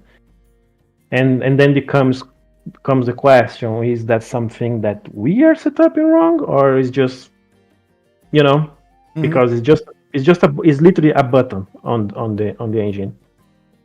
So. A magic seamless conversion. Yeah, these work always pretty good. What are we supposed to do then? It's not consistent. Okay, we can't use it. So you end up doing things that no one sees. We waste time, and you guys think we are not doing anything. So it's kind of tough and frustrating, but at the same time, we can't just stop doing everything to do performance. We have to build the game, because don't release the dinosaur and you guys go crazy. Right? And one of the most complicated parts of performance is how we do the same thing, how we get the same result without losing quality. And games is all about quality. Depends the style of the game. Your game. You can compare with other games, but no game looks like the IO. I'm not saying like our game is the best out there, no, but like for dinosaurs, our game is more kind of realistic looking, right? Photorealistic. Oh, animation, sound design wise, there's nothing to be said. It's but overall, the game is more like realistic, like. Yeah, of course. While other games, they have a different style. It allows to be simpler. It allows to be cheaper on performance. Us, we cannot do that. If we decrease the quality to get the performance, you guys are gonna go crazy about that. Oh yeah, I know because you guys have doing that before. I mean, not in a bad way. I understand. Like you were used to a quality. You don't want to use that and still get performance. So understand the size of the task here. You guys want a good quality, keep the quality, but you get more performance. That's not easy. And even if it's possible, it may spend a lot of time doing that instead of developing the game. So it's a hard balance there. But we are doing stuff. I think Don mentioned it on the IO the other day that we are doing some edits on textures, and that already seems to be giving a little bit improvement in that. Sorry, it cut off. You did some research on what? No, we have been doing some audits on some textures. Oh. And that already has been giving some very nice numbers that we needed to be absolutely sure they are confirmed, and we need to test everything. But I'm just saying that in the background we do stuff, just not because see it doesn't mean we are not doing it, but it's hard. Yeah, okay, got it. But now that you touched this topic of quality, I actually have a few points here that we went over earlier, but I think it's kind of important. Yeah, sure. So one thing I noticed, and I mean I think everybody knows this, but especially server owners, but it's just a general. Like when you take your stress testings, I mean you call it horse test, but like the way I notice it tends to go since quite a while, it's almost consistently every patch, is that obviously people wants to get like back in the stress test days, people wanted to get into the public stuff earlier and stuff, rightfully so. Yeah. But I mean, at least from my perspective, and when you look at the end result, often like. I think stuff kind of hits too early, because like if I will take a typical how it tends to go with the horde test, it hits very early and then it's kind of in a pretty bad shape usually, and then it get patched a bit, and then it get left there for some time while you guys work on more stuff and add new feature and stuff. But then by the end, when it's, because if I mean I'm an IT guy too, and so when you stress test a system, you want to know how it performs at scales, and typically they're released so early, the horde test, that by near the end, there's like I think the last one was completely dead near the end. So your actual final build that should be stress tested before it hits the public branch ends up with having no valuable data because you had 8 people on the build, for example. So I mean, 8, maybe 15. I have no idea how many. I don't have your metrics. But like the actual build that really should be the one that gets like the bulk of the testing, just people lost interest because it dragged on too long, and that's a recurring problem. I mean, even in the stress test days, it was kind of like the same, right? You will have like a build, and then for 2 weeks, 3 weeks, it was pretty quiet, but then it was there, but then nobody was playing it. So are you guys reviewing a little bit the way you're doing like the actual like QA release processes a bit too, because it's being pretty consistent a bit. Also, maybe when it... Well, sorry, I'll let you answer on that one, and then I'll expand on something else regarding that after. Okay. I see what you mean. It's kind of true. But the main one thing is that we have very short PA members. Like, we can demand them too much. They do what they can with the time available. They donate their time. And we can demand that more time. Well, we'll just do it. No, that's not. And so, in a certain way, the hard test also used by us as a way to QA as well. Yeah. As you mentioned, it might have more issues than it should. Again, because we don't have so many QA to help. Yeah. And they may also last too long because of that. But at this point, we simply don't have a quick solution.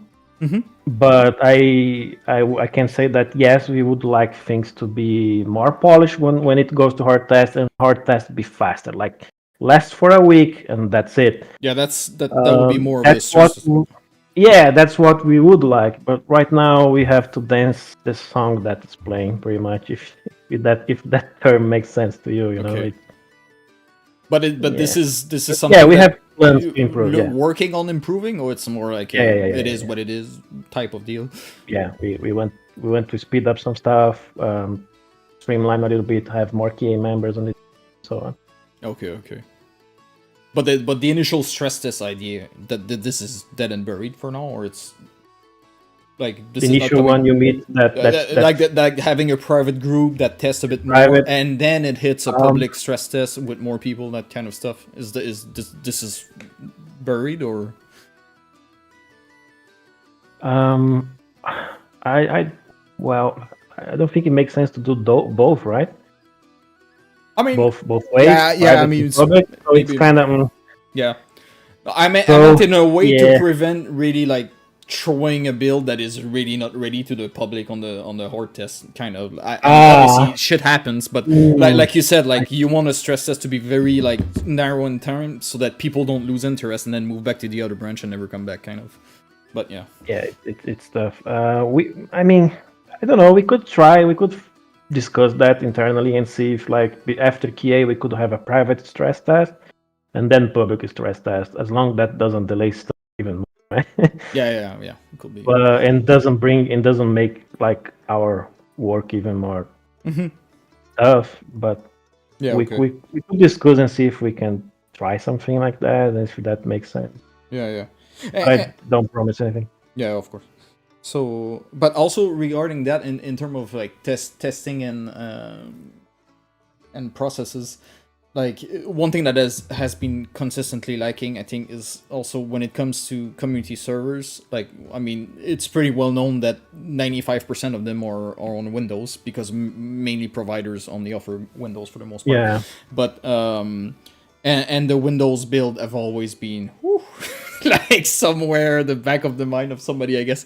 But it's like or specific issues. I mean, you remember the Christmas patch where you will join the wrong server, and then people will be on a different server, and then they will get slayed by admins, and then come and accuse the servers because it's still saved the same.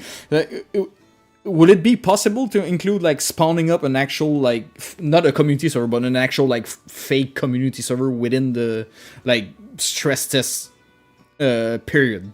So like you boot up a Windows server as an unofficial during that phase, and you say, go on this server, make sure it works, for example.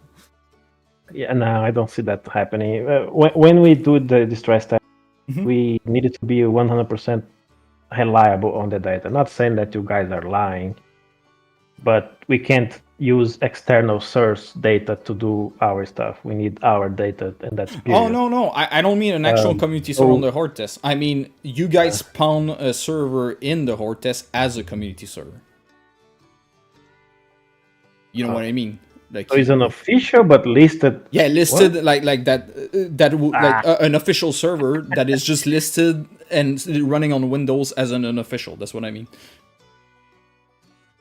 why not What? running as Windows, but it's still official? I don't get why the unofficial thing. Oh, I think it's just some PTSDs of the server list putting you in the wrong server. But yeah, Okay, I mean the yeah. Windows build is really the main issue here, I think. But yeah. Yeah, we have internal build.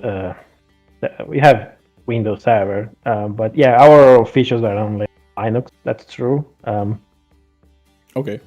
Um, but yeah, I mean, we could have one of those servers to be Windows, but I don't think that needs to be an information that people need. I guess what you were saying, like we had an issue that on Windows that could be prevented with more tests on Windows, right? Yeah, that's what I mean. But at Like the, if it doesn't boot up yeah, and you but see at it the same earlier. time, Yeah. but at the same time, for example, that joining the wrong server that happened a while ago. Yeah. I'm not convinced that that was only on Windows. No, But that and was a anyway, serverless bug. Yeah. yeah, and the one that we have currently, that's the save file deleting. That seems to be an unreal thing. Not exactly. Oh, you mean I the don't. game I'm not the sure game that what's they going on in are. there. Yeah. Yeah, the INI file. Oh yeah, Right? that's still deleting itself. Yeah. And the weird thing is that it seems to only happen on Windows Server, not on Linux. Oh. But again, it doesn't seem to be something that we would figure out even testing. It's something that's happening. So the solution would be like to me to replace that file. Mhm. If gaming is being deleted by the engine for whatever crazy reasons, then we replace the file, use one, and we don't have a problem anymore. But it again, yeah, it's weird. Like why the engine is doing that. Yeah. Yeah. We have here Blue Suko asking, what's the dev's plan to separate certain carnivores from the same family, like Baryonyx, Suko, and Spino? What reason will there be to choose the smaller one instead of the larger one? Which goes a little bit into the earlier question, which is, are there incentive to pick the underdogs? I guess a little bit. I think in the beginning of Evrima, the ideas were different. Our minds are different. Start with a smaller roster, not only because it's easier to balance and you has less problems, but I think the idea that we had in the beginning is different that we have now. Now things seems to be more doable and possible than before. So I guess that's the answer. We just kind of change our mind a little bit on not bringing big ones. Simon, there's asking here question regarding the development process. How impactful is engagement on the on the horde test server, and are you still able to gather useful data with low engagement? Which I mean, I guess it's not too as valuable if you have a server running at a 10% capacity. Yeah, it's still useful, sure. Especially in the beginning, because when we do usually this, at least one server is full and we can use that data. A lot of times we ask people to join and people join. That's great because otherwise it would be impossible. But yeah, it's tough because sometimes people don't, not sometimes, all the time. People go there on the beginning because it's different, and especially if that is a new dinosaur and everyone want to play with it, and then it's not new anymore and people lose interest. Yeah. But I don't think there is a quick solution on that. We just get the data that we can, as most as we can in the beginning, and if we have to do additional later we have to rely on you guys to help. Sounds good. Join the server. Yeah, but cannot be open too long. That's the issue, because then people don't care. But we have Bro here asking: is there any plan? Is there any plan aggressive AI in the future so there can be more PvE features? Yeah, I think so. Yeah. Yeah. Okay. What happened actually with all these playable? I mean, we all remember the Carnals and Tenno AIs and that kind of stuff. Are they still being worked on somewhere, or they're shelved away for now? Yeah, the focus is being on finishing up the critters, including the scavengers and all the spawning system and all that. And after that, we can focus more on the dinosaur, the playable AIs, and be more specific with them. Okay. But you said you guys are reworking the spawner logic, actually, like the kind of like spawn director, no? You were kind of like talking about that earlier regarding. Yeah, the spawn system for AI is being worked on right now, improve it, and some stuff replace it. Yeah. So is this like a major refactor, or it's like some tweaks here and there? I mean, you can always use stuff from that you did earlier and tweak that instead of removing, right? It's code. You can use code, but yeah, the overall idea is kind of being revisited. Yeah. Okay. What do we have also in chat? Well, you said you were before we just opened the mic and stuff. You said you were working on something when I called you. You want to talk about that a little bit, or because I saw it being spammed the whole stream, so maybe you want to elaborate. Yeah, I was working on our friend Allosaurus. Yay! Whoa! And is in terms of like planned special mechanics, are you able to like what's gonna be its thing?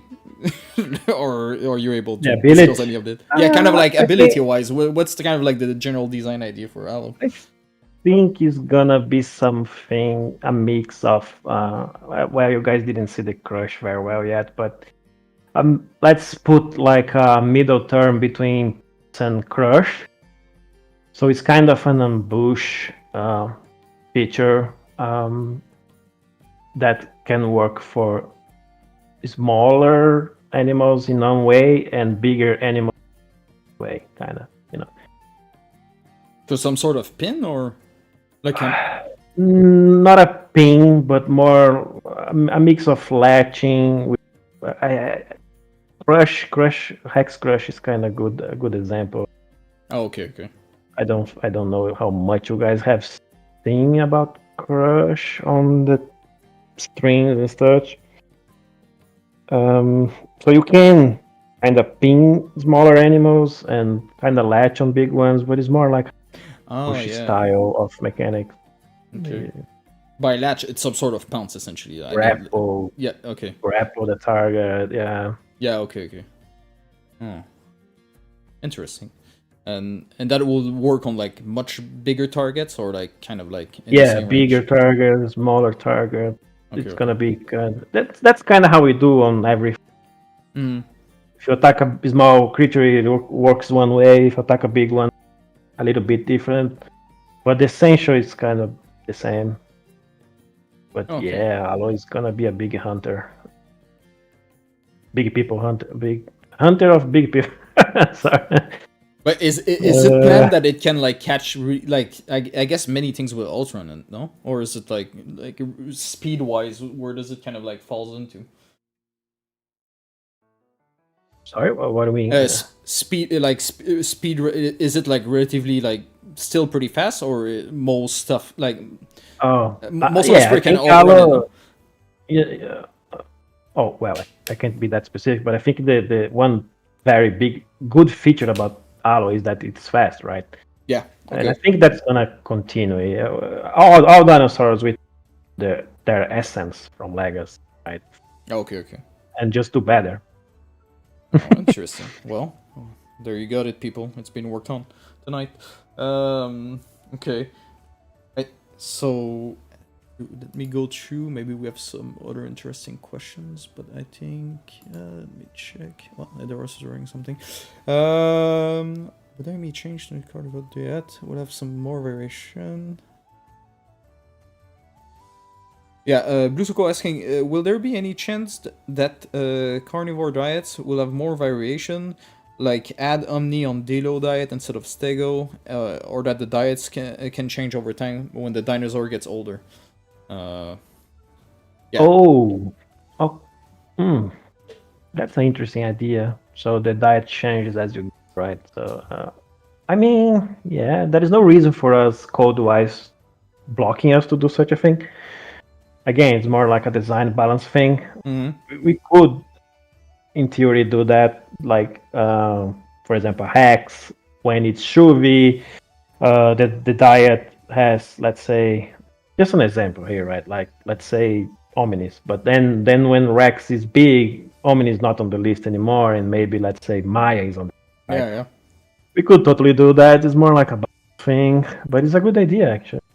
Have you also considered, I mean, this is just me thinking though, that Blue Suko brought that up, but like, for example, I don't know the diets by heart, but let's say I will be an Omniraptor and I don't know, Stego is on my diet, probably isn't, but there is no Stego online. Like, have you considered like also having like some variable slots so that you have like multiple choice and it takes the one that has the more the most playing that species right now, kind of, so it adapts to the actual rooster being played, kind of, so you have actual chances of finding it.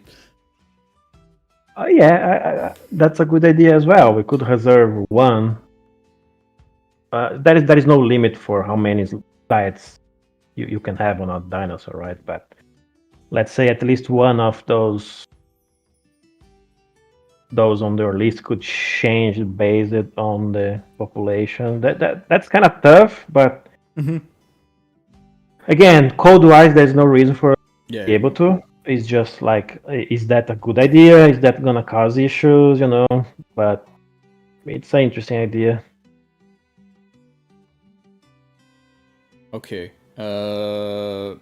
So what somebody is asking about what's been done basically in terms of if there's like more development being done on like droughts and floods and that kind of stuff, because this has been like lingering around for years. I think that it's somewhere out there, but I guess. Don't you just sent a message to me yesterday about that? The concept was done a long time ago. You guys have seen the river or the swamp or something, or lake going up or down. We can do that anytime. It's just need a few tweaks in there to make sure it's working without causing any performance issues. But now that we have weather, I think we can sit down and discuss that and set up something either automatically that follows the weather. Like it rains, maybe the river goes up a little bit, or the opposite is being aware that doesn't rain and the river drowns a little bit. We can discuss that. It should be, again, code-wise, it's not difficult to do. It's just set up, design it in a way that makes sense. We can also do it for you guys, like an event. You guys could make an event on the server that there's no water or or whatever. We could have specific places on the map that it goes dry. It's just design, really. And talking about weather, I know you're probably tired of hearing about that one. What's going on about the dynamic weather server settings? Is this gonna get some love soon? Because it's been a long time since we can turn it off.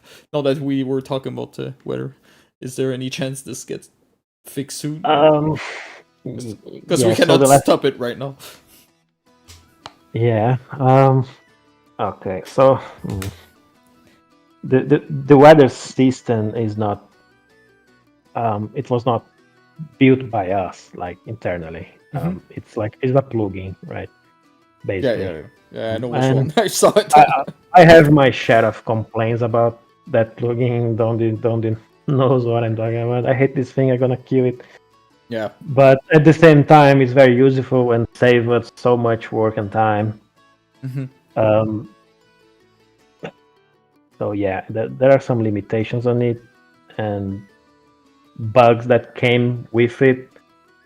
I just need to sit down and figure out the problems and fix myself. Of course, we can't just ask the developer to fix for us. Mm-hmm. But yeah, that there are some small issues that Okay. jig the system and fix it. But yeah. Okay. Stuck with the rain for now. Um, Blacken asks, if there is no limit of the amount of diets, how about giving opportunistic hunters like dinos everything on its diet? That's actually a good point because like it makes sense for some to be more selective, but some dinos, like dinos especially, I think you just take whatever comes by. I mean, it's a I mean, yeah. yeah. I mean, now that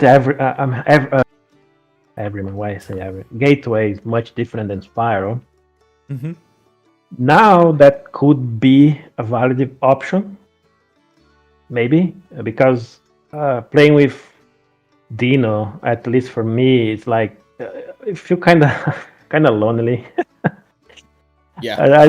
I know some people like to go there and spot and kill everything, but if you really want to play the game as a survival game, it's kind of lonely. You're just swimming there and you eat fish and that's it. And then you get eaten by Yeah, so groceries.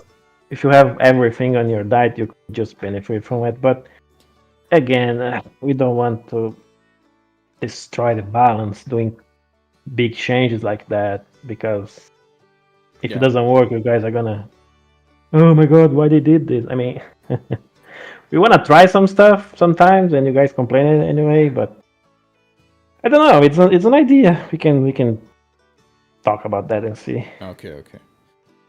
And when it comes to Maya, which from my understanding about Maya, it's the most advanced right now. That is gonna basically the next one, right? So when it comes to its special like kind of fighting abilities and like what makes it unique, what are we talking about here? I guess this one is way more planned out at this point and further in development, no? Or I guess so. Yeah. There are more that are very close to be finished. oh, more than Maya? Okay. Yeah, as I said, we have been working on we work on several dinosaurs. Yeah. Okay. So yeah, but I think the unique thing about Maya is its diversity and the number of options for attacks and viability for movement. It can be very very dynamic to handle everything that goes its way on changing pose, changing attacks. Okay. I guess that's despite besides its speed, it's quite fast for a big animal. Yeah. Huh.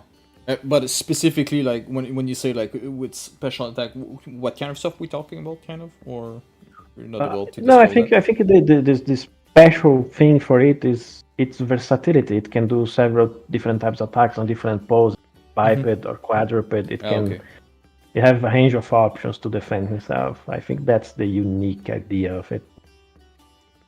Okay. Room Raven here asks us an interesting question. There was a mention of a new dinosaur call being added to that allow adult dinosaur to find potential mate for nesting. Will the calls be unique for males and female of their respective species? Is that still a thing, and will it be distinctive per Yeah, sex?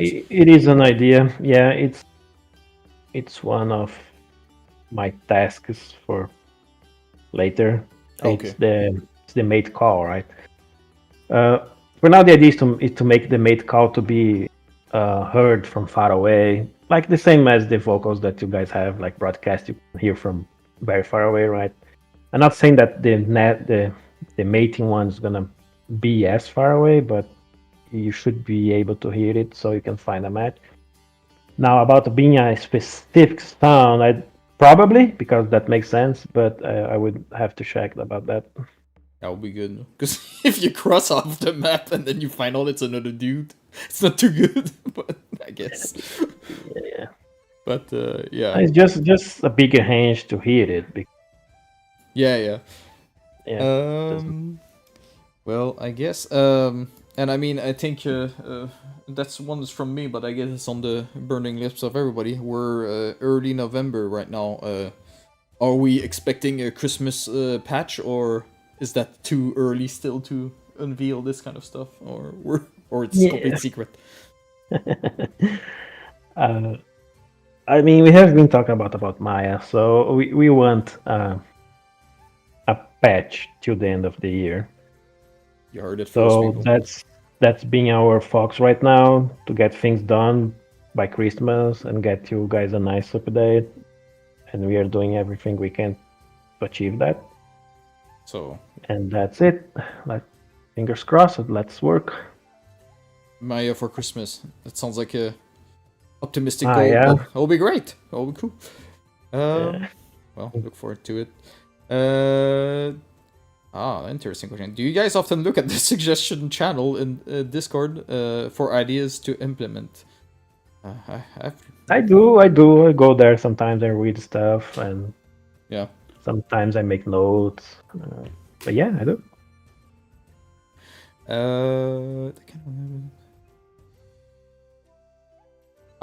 Simon asks, these kind of engagement between the dev team and the community is most welcome. Would the dev team consider more of these talks in the future?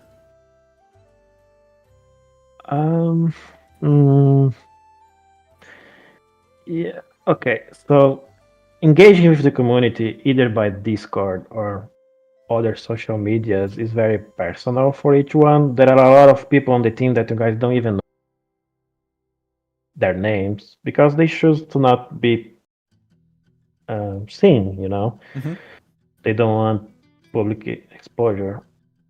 So I can't say about that for the other devs. If they don't want to talk, that's it. But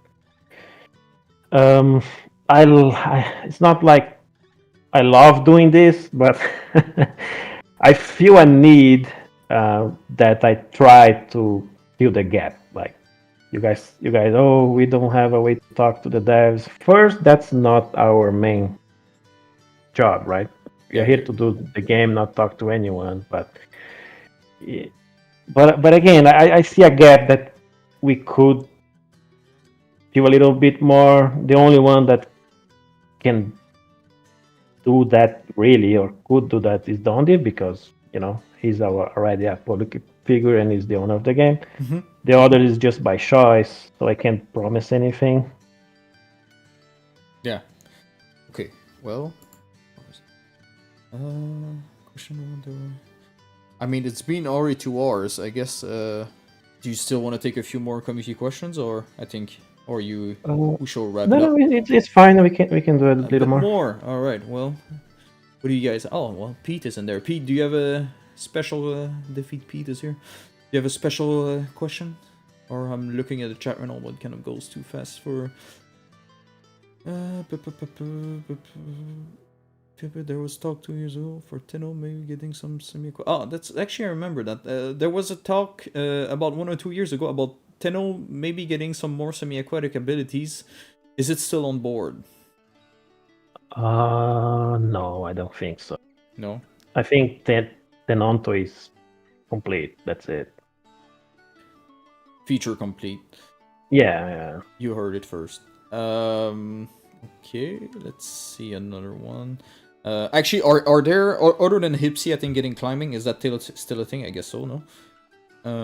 Yeah, it is. So Ipsy getting climbing and the burrow for what's it called drill.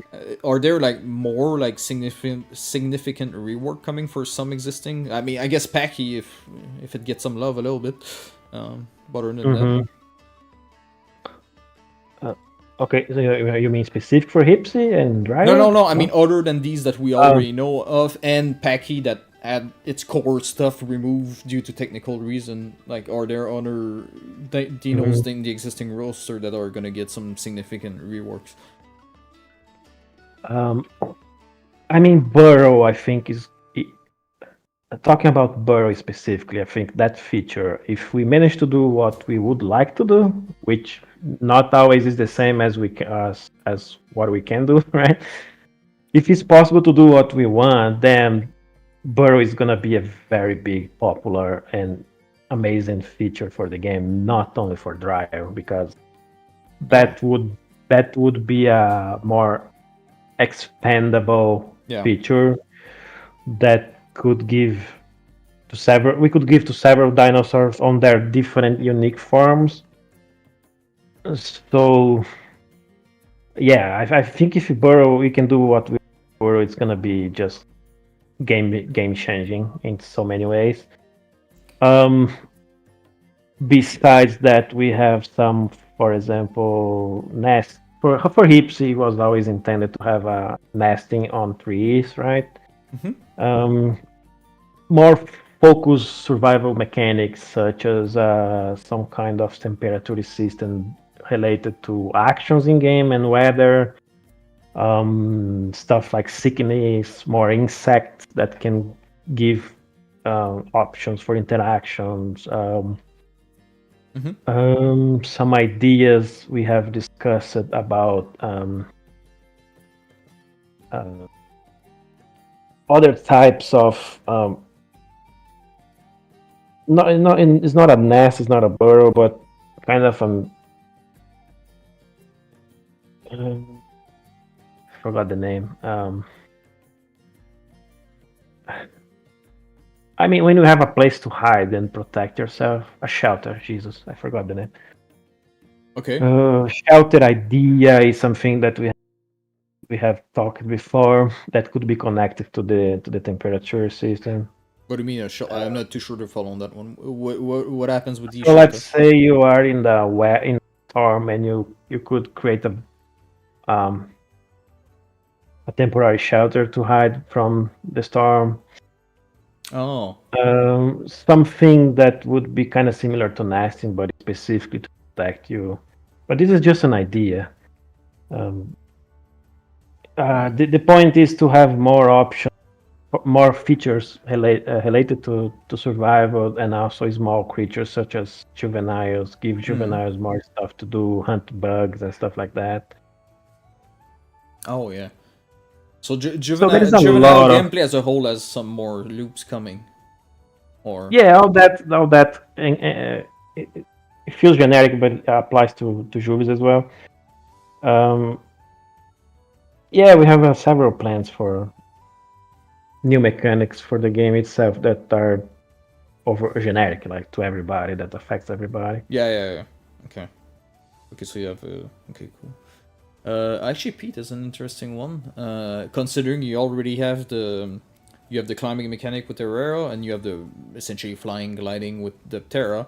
Do you guys plan to have any sort of like kind of like gliding dino? You know, like you climb and then you glide to your next spot type of stuff, or was that not on I the think table? so. I think so. I think, for example,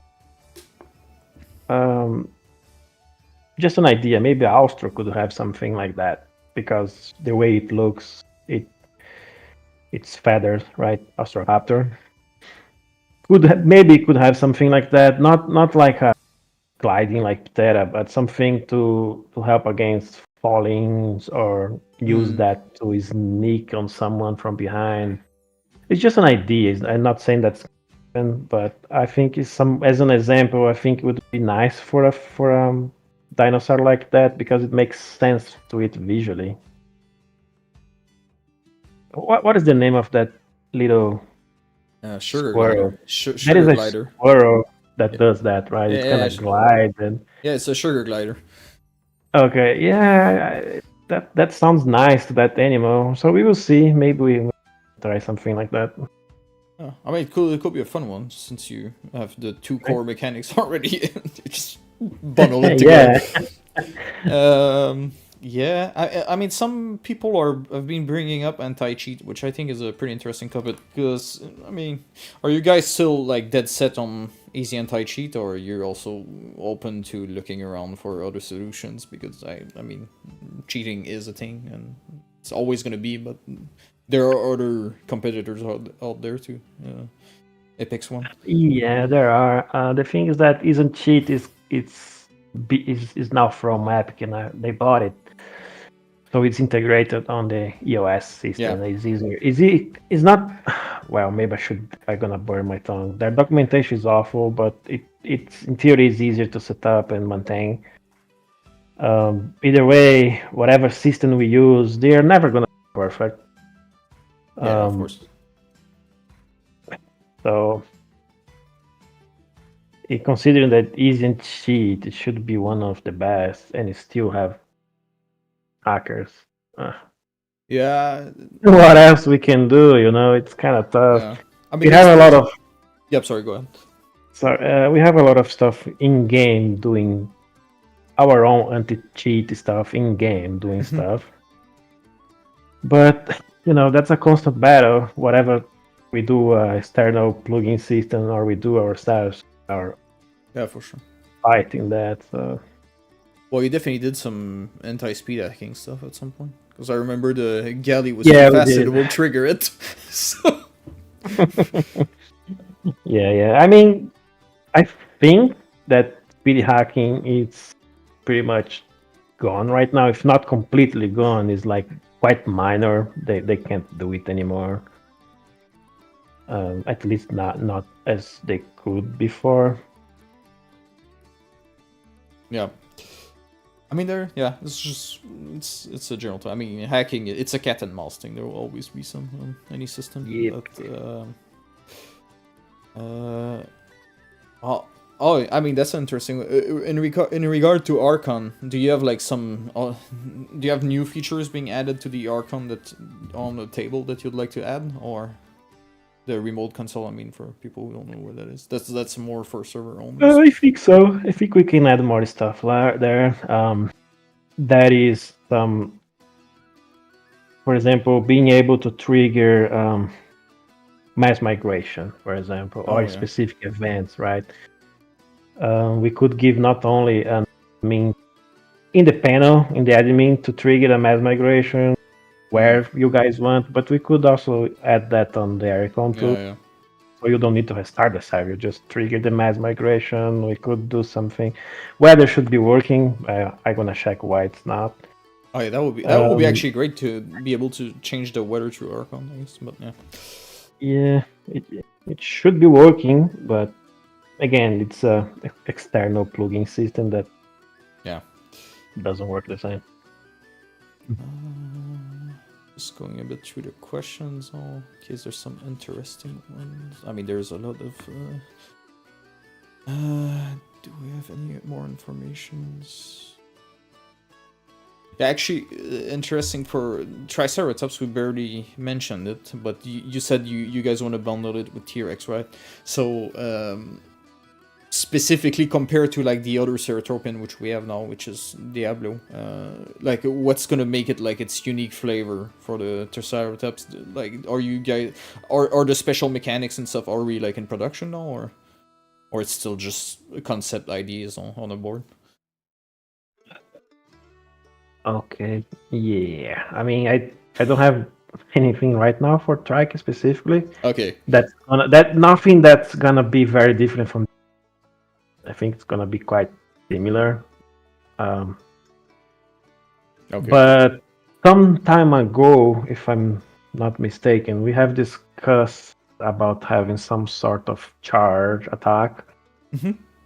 But even that is probably not unique to Trike. Yeah. Oh, I mean, it will be if it comes out, because I mean, there's Carnal that has a charge, but I guess it will be different. Yeah, it's a little bit different of a system, but those animals are so similar in so many ways that it's tough to create something unique specifically for them. Yeah. There was some mention at some point about the pack leader buff and the behavior system. I'm not too sure what that is, to be honest. Are these still planned? Was this a thing? Everything, or I don't know about these things. This has been asked a few times. I saw something about people suggesting it, but I don't. Okay, that's not something I was confirmed. Not something that we have talked internally now. Yeah. We could if the idea is good. Yeah, I mean, yeah, of course. Yeah, I mean, I think that's pretty much goes for. I mean, just for out of curiosity, when we speak of balancing among your team, like, because 2 years ago, I think Hypno was spearheading it, then Dundee took over. But realistically speaking, when it comes to like, I mean, not realistically, but concretely speaking, when it comes to like group size numbers or final values for weight and things like that, like, is this still among the team more of a like collective discussion, or is it like who holds by far the most amount of weight? Is it like really being like discussed among a couple of devs, or it's more like features ready, put the values you want in there kind type of deal? So you mean balance in general? Yeah, like deciding the group size limits or the weight or the amount of damage on a specific attack, for example, that kind of stuff. Like, is it mainly just Dundee, or is it like more of a collective agreement? It depends. Yeah, it depends. Sometimes we do that more in like a hive mind. Everyone agrees.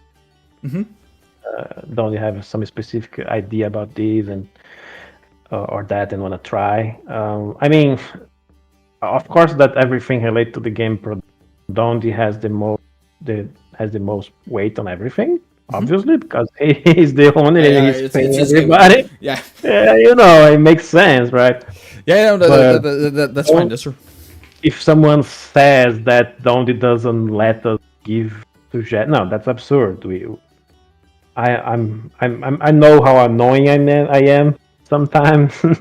Complaining about stuff, whatever it is.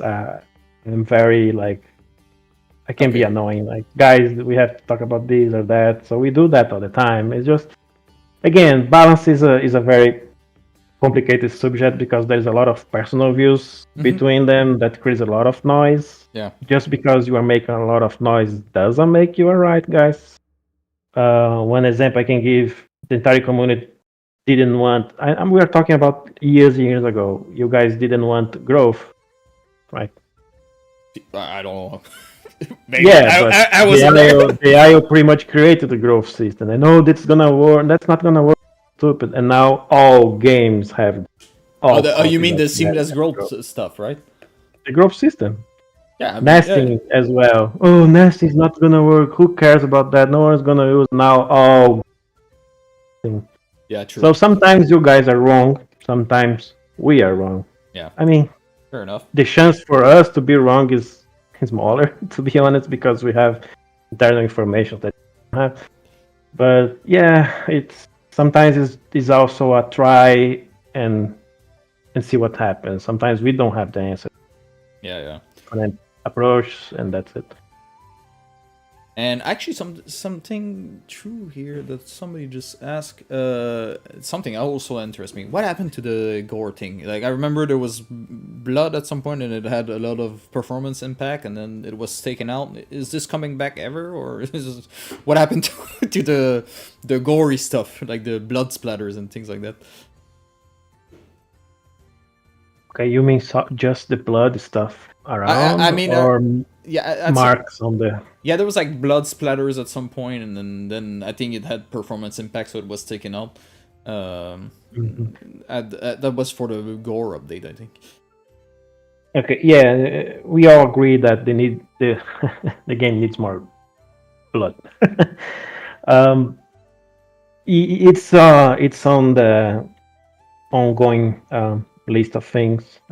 It's not only just visual effects, but also shaders and textures. And yes, there are some progress on that area going on. More blood. Yeah, it will be pretty good. Is it people asking about me? Oh, this one's interesting too. That was a thing, then it disappeared. The transparent grass for small dinos. That at some point was like, yeah, if you're a small dino under the grass level, it will become transparent to allow you to see, and then I think at some point it just stopped happening. What's up with that? So yeah, we did something to to try. We tried something, right? You guys saw it, but it didn't feel good. Didn't look good, basically. Okay, so okay. We know it's a problem to be addressed. We just don't have a quick solution right now. We could try the same approach in a different way, kind of make the grass kind of transparent, but that feels more like a bandage than an actual fix. So yeah, we know the problem, but we don't know the solution yet. Oh well, what time would be will allow us to external, I guess. The elder progress. Oh, yeah, I mean, Jamast question. I think we will write like what's kind of like the elder system progression is gonna look like and work like once you reach elder concretely. What happens here? Do you know? When you reach the peak, like you reach the peak. Now you have two choices. You can reborn, and by reborn you're gonna that unlock certain things, or you could choose to keep your dinosaur the way it is, but the longer but that do other things that you are gonna need to eat more. You're gonna need to maintain your dinosaur more. So basically, if you choose to continue with the dinosaur, to keep it on the peak, you need to do certain things. Otherwise, it's going to be older and weaker at a certain point, right? It's not forever, but so that's kinda it. Mainly, you have two choices there. Okay. And here we have the Cerrado. That's actually in the living room map. There was something about the apex systems, but I don't think there was ever any details revealed about that. Do we know more about the apex system, or is it still a big kept secret? Yeah, that's an internal idea to address what we were discussing earlier about apex populations, right? Yeah, I don't have anything specific yet to share. Oh, yeah, okay. Oh, that's what we're talking about at the beginning when we started finding ways to essentially limit the amount of wrecks and tracks out there at all time, kind of. Okay. Yeah. So that's the apex system. That's actually interesting. Defeat Pete asks, what's the upcoming addition to the game that Philippe is the most excited about personally? That you have the most fun or looking forward to the most working on? Okay, I think Rex mechanic is gonna be pretty cool. I like the way it is right now. Not only design, but also the way it looks. But I think one of the things that makes me more excited is burrowing. Again, if we can do what we want to do, that feature is going to be awesome. Yeah. So burrow, yeah. I'm pretty sure as a dev, I'm pretty sure it's a really fun one to work on, burrowing. Like, how do you see it coming? Because I guess there was more detail revealed about burrowing, but you keep saying the way we want to do it. What concretely is that? Like more details in terms of like how you kind of plan to do it or what you hope to achieve? Okay, I can give a picture. Like, we want you to be able to dig the floor. Pretty much. So like terraforming, like kind of like. Kinda. It's not gonna be like you can do that everywhere. Not gonna be, like what games out there? Some games out there have like Minecraft, or I don't know. Yeah, no, it's not gonna be like that, but. You can describe it like that. You can, you were able to dig the floor and create rooms and create your own environment, underground design, and be able to in there, not just dig. You should do stuff in there and create. So you basically affect the map's geometry, right?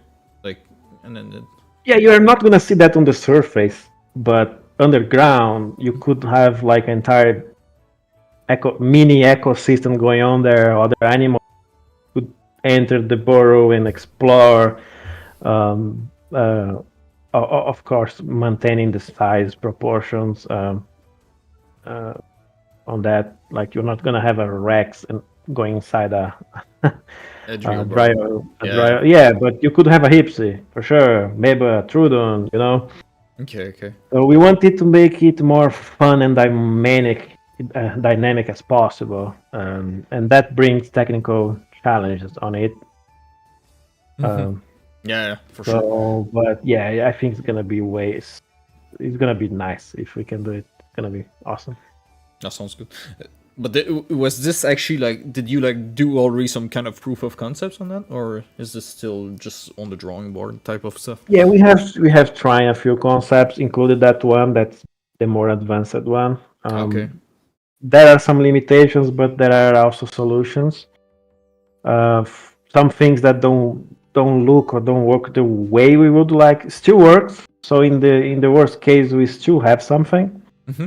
But we just want to be sure that it's gonna be in all ways and in every way. So not only visually but performance. It needs to work in all fronts. Yeah, that's my. Yeah, it doesn't make sense. That's my scare of it when you say that if you have like 150 players deforming the map and it persists the state somehow. Yeah, and how the server is gonna handle that. Yeah, that's the scary part. It's a lot of things to be. Yeah. Sure, they're gonna work, but who knows?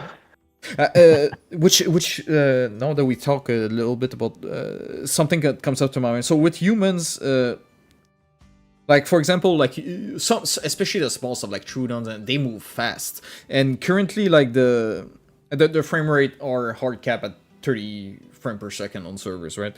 But once humans are in, like, I'm just wondering in terms of field, is this something you guys are considering allowing to up to like 60 or something? Because I think if you're like a human with a gun, for example, and something super fast and nibbles, come 30 frames per second on a server is actually not that high of a refresh rate. I mean, it's doable, but it's not optimal, let's say.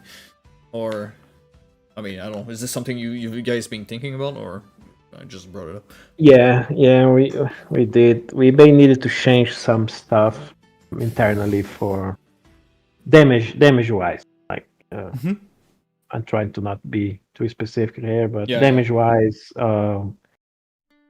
we will need to change some core stuff. Like it's not a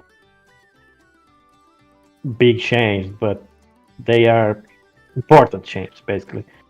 We need to do those changes and test and see how they work, and perhaps that they could be applied to dinosaur as well, as long it works. But you are right on that. Depending on the solution we approach on the bullets specifically. So you mean on your localized damage model, or? Yeah, things that are related to damage, because that's the most important thing when humans are related. Like what happens when you shoot the dinosaur, you know? Yeah. And we need to make sure that, as you mentioned, the frame rate needs to be high enough to accommodate that, to not have frames being skipped and causing damage not triggering for whatever. Yeah. But yeah, it's tough, but we have a few ideas to go with. But yeah, definitely some stuff are gonna need to be different for humans specifically. The distance of the dinosaur as well. For example, you can see the dinosaur at a certain distance, but what if you are using a sniper rifle? I'm not saying that's gonna have, but maybe if you have a sniper rifle, how you see the dinosaur. Don't put a sniper in the game; that will be easier to balance it. Sniper is always a complicated task, right? Yeah. But doesn't matter. What for us, we needed to think on all scenarios. Let's say you mod the game and you server to have sniper. we needed to make the game think on that. So it's not, oh no, don't add sniper and the problem is solved. No, it's not. We need to find solutions anyway. So.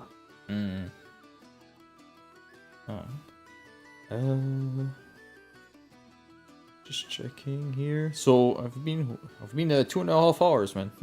I mean, it's up to you. I mean, Yeah, no, it's a you Friday. can end anytime you want.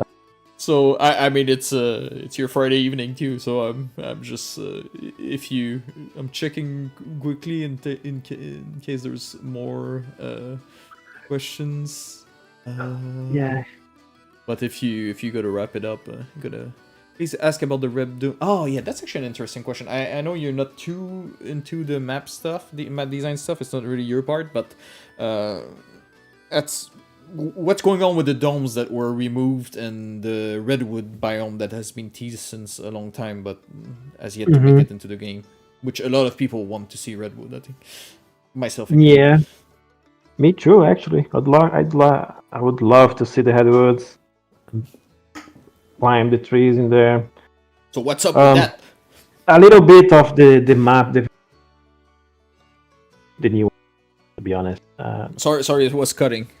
Can you repeat? A little bit of the map development have been suffered a little bit with the new engine. There are some stuff they changed with word partition, nanite, and other things that drag us a little bit. So things were slower. Oh, so when you converted from Unreal 4 to 5, some stuff went catastrophic. You have no idea. So you lost a big part of It's that. not like we lost, but I have no idea the problems that we had on the map when we converted the engine. Really, it was. Maybe Don can talk. Okay. Almost hanging himself there with that shit.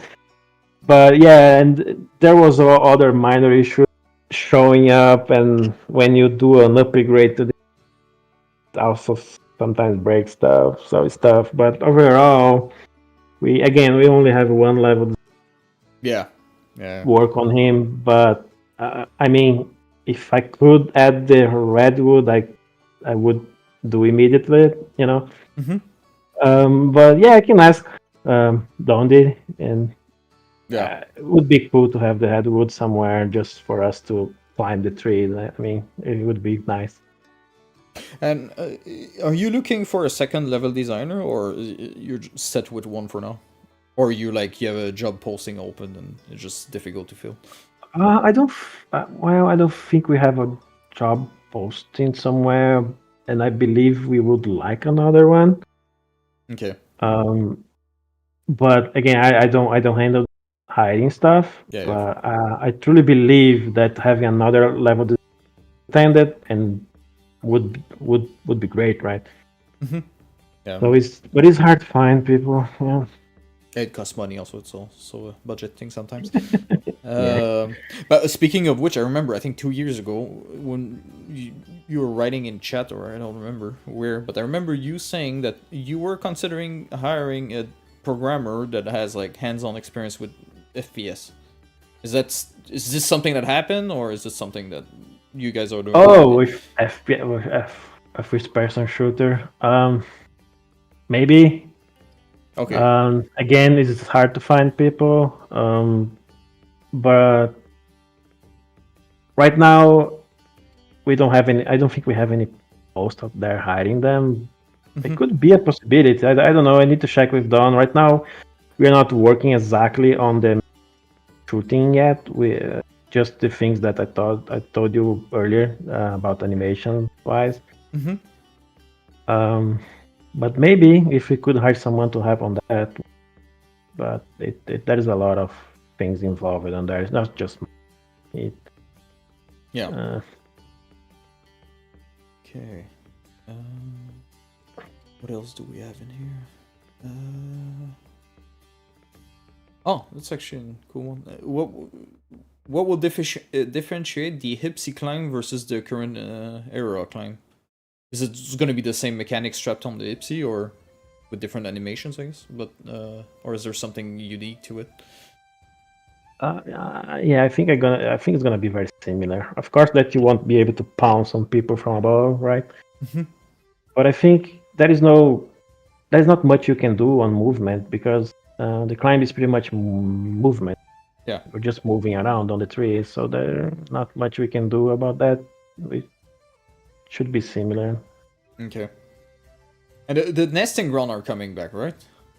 They died off with Mm-hmm. they died off completely with Spyro, and they never got transposed over. But then I remember recently that they were kind of like back into the subject. Will there be something different? Because I remember the main problem, and that's something I raised back in the stress test days, was that there was like the risk of nesting in the nesting ground. You were with a giant target on your back. Like the rewards you were getting for it were just not Yeah. worth the risk of nesting there already.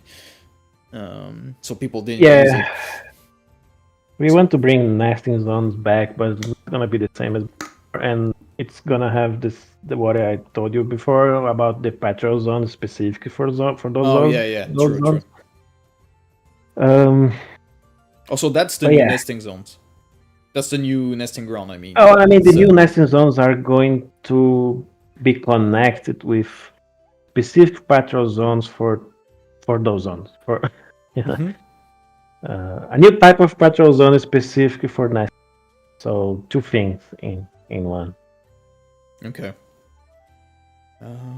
Oh, and that destruction of trees and stuff, is that still a thing? Or because I remember the Amara working on that on stream or something, that there was like some proof of concept or whatever he was working on. Internally, yes, there are some issues, technical issues on them, which is related to H-LODs, which is a specific thing in Unreal to improve performance on the map. Okay. If we find a solution for that specific technical issue, we can do. Also, you have a technical limitation on this right now.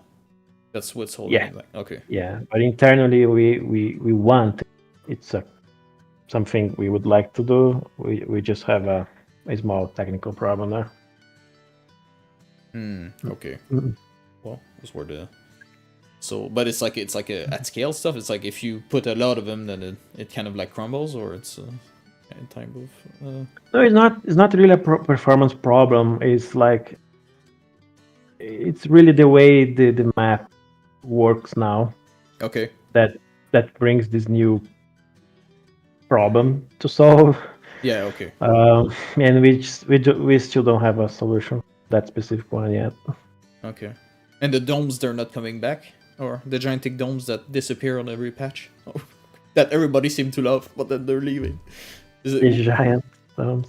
I don't know. Oh, the one that is now swamp. Yeah, but they're like keep getting removed. We thought for a long time that we will go inside and there will be some stuff, but then it turns out then they're just removed and replaced. We removed it because it's not doing anything for the map. It wasn't doing anything for the map. It was just a giant blocking area there. Yeah, it's so true. we removed it. Gameplay wise, it was not maybe not the most interesting, but they were cool. It could come back, but again, it's more work wise, and we are limited to one person. So okay. Eh, Please ask him about the replay function. Oh, that's an interesting one. Yeah, is the replay gonna get some love a little bit? Because it's wildly broken and it's very useful for moderation, administration, I mean. Because half of the time the replays just don't show up or don't load or they're black screen. I mean, I can't really list all the issues with, but it's pretty tedious to try to do stuff with the replays in general. Yeah, it's strange. We ported that replay from Legacy. Mm-hmm. It should be working. It worked well for a while. Yeah. Maybe because the engine upgrades, it's simply start to become unreliable. But besides the bugs, there are some new features to come with it in the future, especially with the UI overhaul. We should feel more options in there for everyone. But yeah, I think the priority is to find a solution to the problem. They seem most of the times. Mm-hmm. Yeah. Okay. Well, I mean, just had to bring it out there because it's a pretty loved feature, but it's a bit spotty.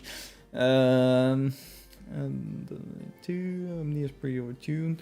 So you guys have I guess we can just gonna wrap it up, right? Let's see if more questions come in, but I think on my end it covered pretty much what I had, everything I had in mind. So I don't know. If you guys maybe have a few last second questions to put in there. It's your chance, but yeah.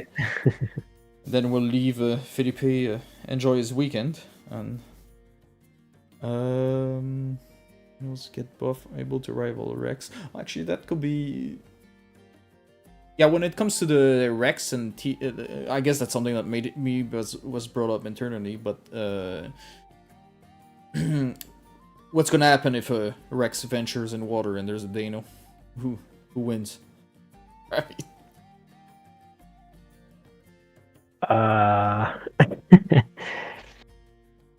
I believe Dino has way better chances. Is he gonna be able to grab it and drown it? That's more like the question, actually. I don't know. I don't know yet. Okay. I know. Right now, a recent change that we did was to be able to do bigger stuff on water than the land. For example, you can drag Stego much easier on the. Yeah, that's pretty cool, actually. Yeah. We could do something similar, but the hex is heavier. On its biggest size is heavier than Stego. It's a tough question. I don't know. I think Dino has more chance because it's more viable.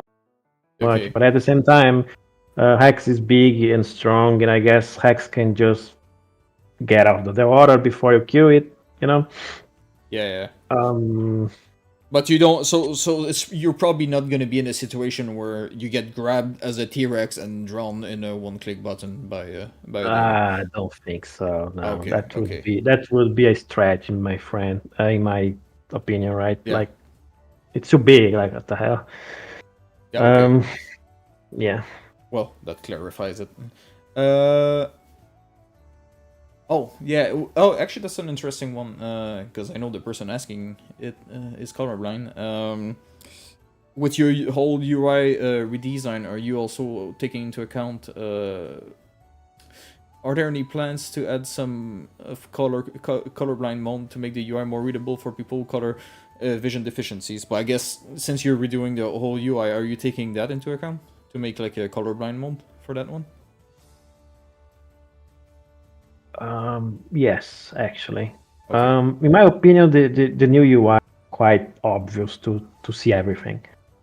All letters, all icons, everything is quite obvious. It's not based on color. It's the shape, it's the design. It's very obvious. You can clearly see what's going on in there. It also will allow us to be it in a way that you guys could customize the color of it to be more dynamic to your style. Also, there's going to be customization of the UI, not just colorblind mode. Customization. But you say you can customize it to your liking. I mean, the only thing I can think right now is the color of the UI in general. Customizing small things is maybe a little bit. It depends what Donny has in mind. We can discuss that. Okay. But if you guys want more, I think in the next time down the stream, ask him to show a few pictures. I think it's getting to a point that he might share some stuff already to you guys. So just ask. It's nice. Yeah, guys, just ping him in the Discord. No, sometimes he streams, right, and he shows stuff even when stuff are not ready yet. But that's on his discretion to do it. And I think UI is very advanced. Right now. Maybe show a few pictures so you guys have an idea to clarify. Yeah, that'd be nice. Actually, Run Raven is an interesting one. Something I thought will be already in the game. When I thought Ceratops was coming, I always thought when Carno will come, you will have like a counter button time window that you can flip him over or something. That never happened. That was just in my head. But she's asking, will there be any QuickTime events implemented for dino species who grab, launch, grapple to allow prey dinosaur to escape So like you have a mini time window to do something to react, for example, which could be overpowered also, but just an idea. Okay, yeah, that's. I don't.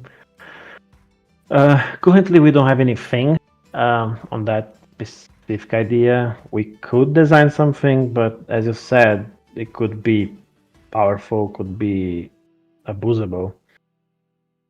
It could be also kinda easy to hack because anything that is input related, usually they find a way to hack, abuse of that. Okay. Yeah, I don't know. Right now we don't have anything. All right. And somebody asking, will there be any way to escape a dino grid, or is that you're done for? What? Lunge, the dino lunge. Will there Oh, be a way any to way to escape escape from it it. somehow? Yeah. Okay, so yeah, Pounce has the bucking, right? And Lunge doesn't. Mm-hmm. Yeah, exactly. Okay. Not right now. I understand the what you guys are saying.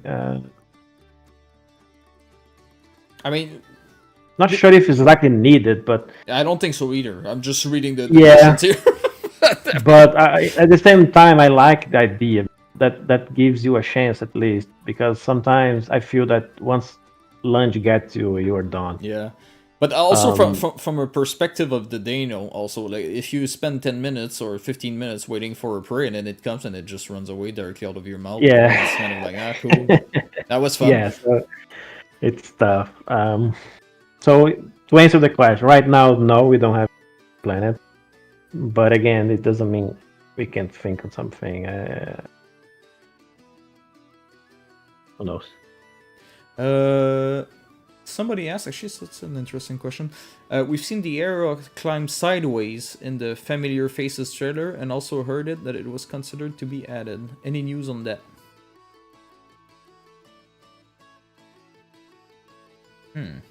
He means climbing in diagonal, I guess. Sideways. I'm not too sure. How is sideways? What? No, I think it. Oh, maybe it's not. I don't know. Well, yeah. So that was. I think we went over. I think we run to the bucket of the end of the bucket of questions here. Yeah. All right. Cool. Well, thank you very much for your time, man. That was 2 hours and a half, so that's longer than we initially thought it would be. No problem. Well, thank you. Glad we managed to do it after 1 year that I confirm it to you that we could do. That was only 6 months. Oh really? Okay. Yeah, it wasn't 1 year. It was last summer, like June or something.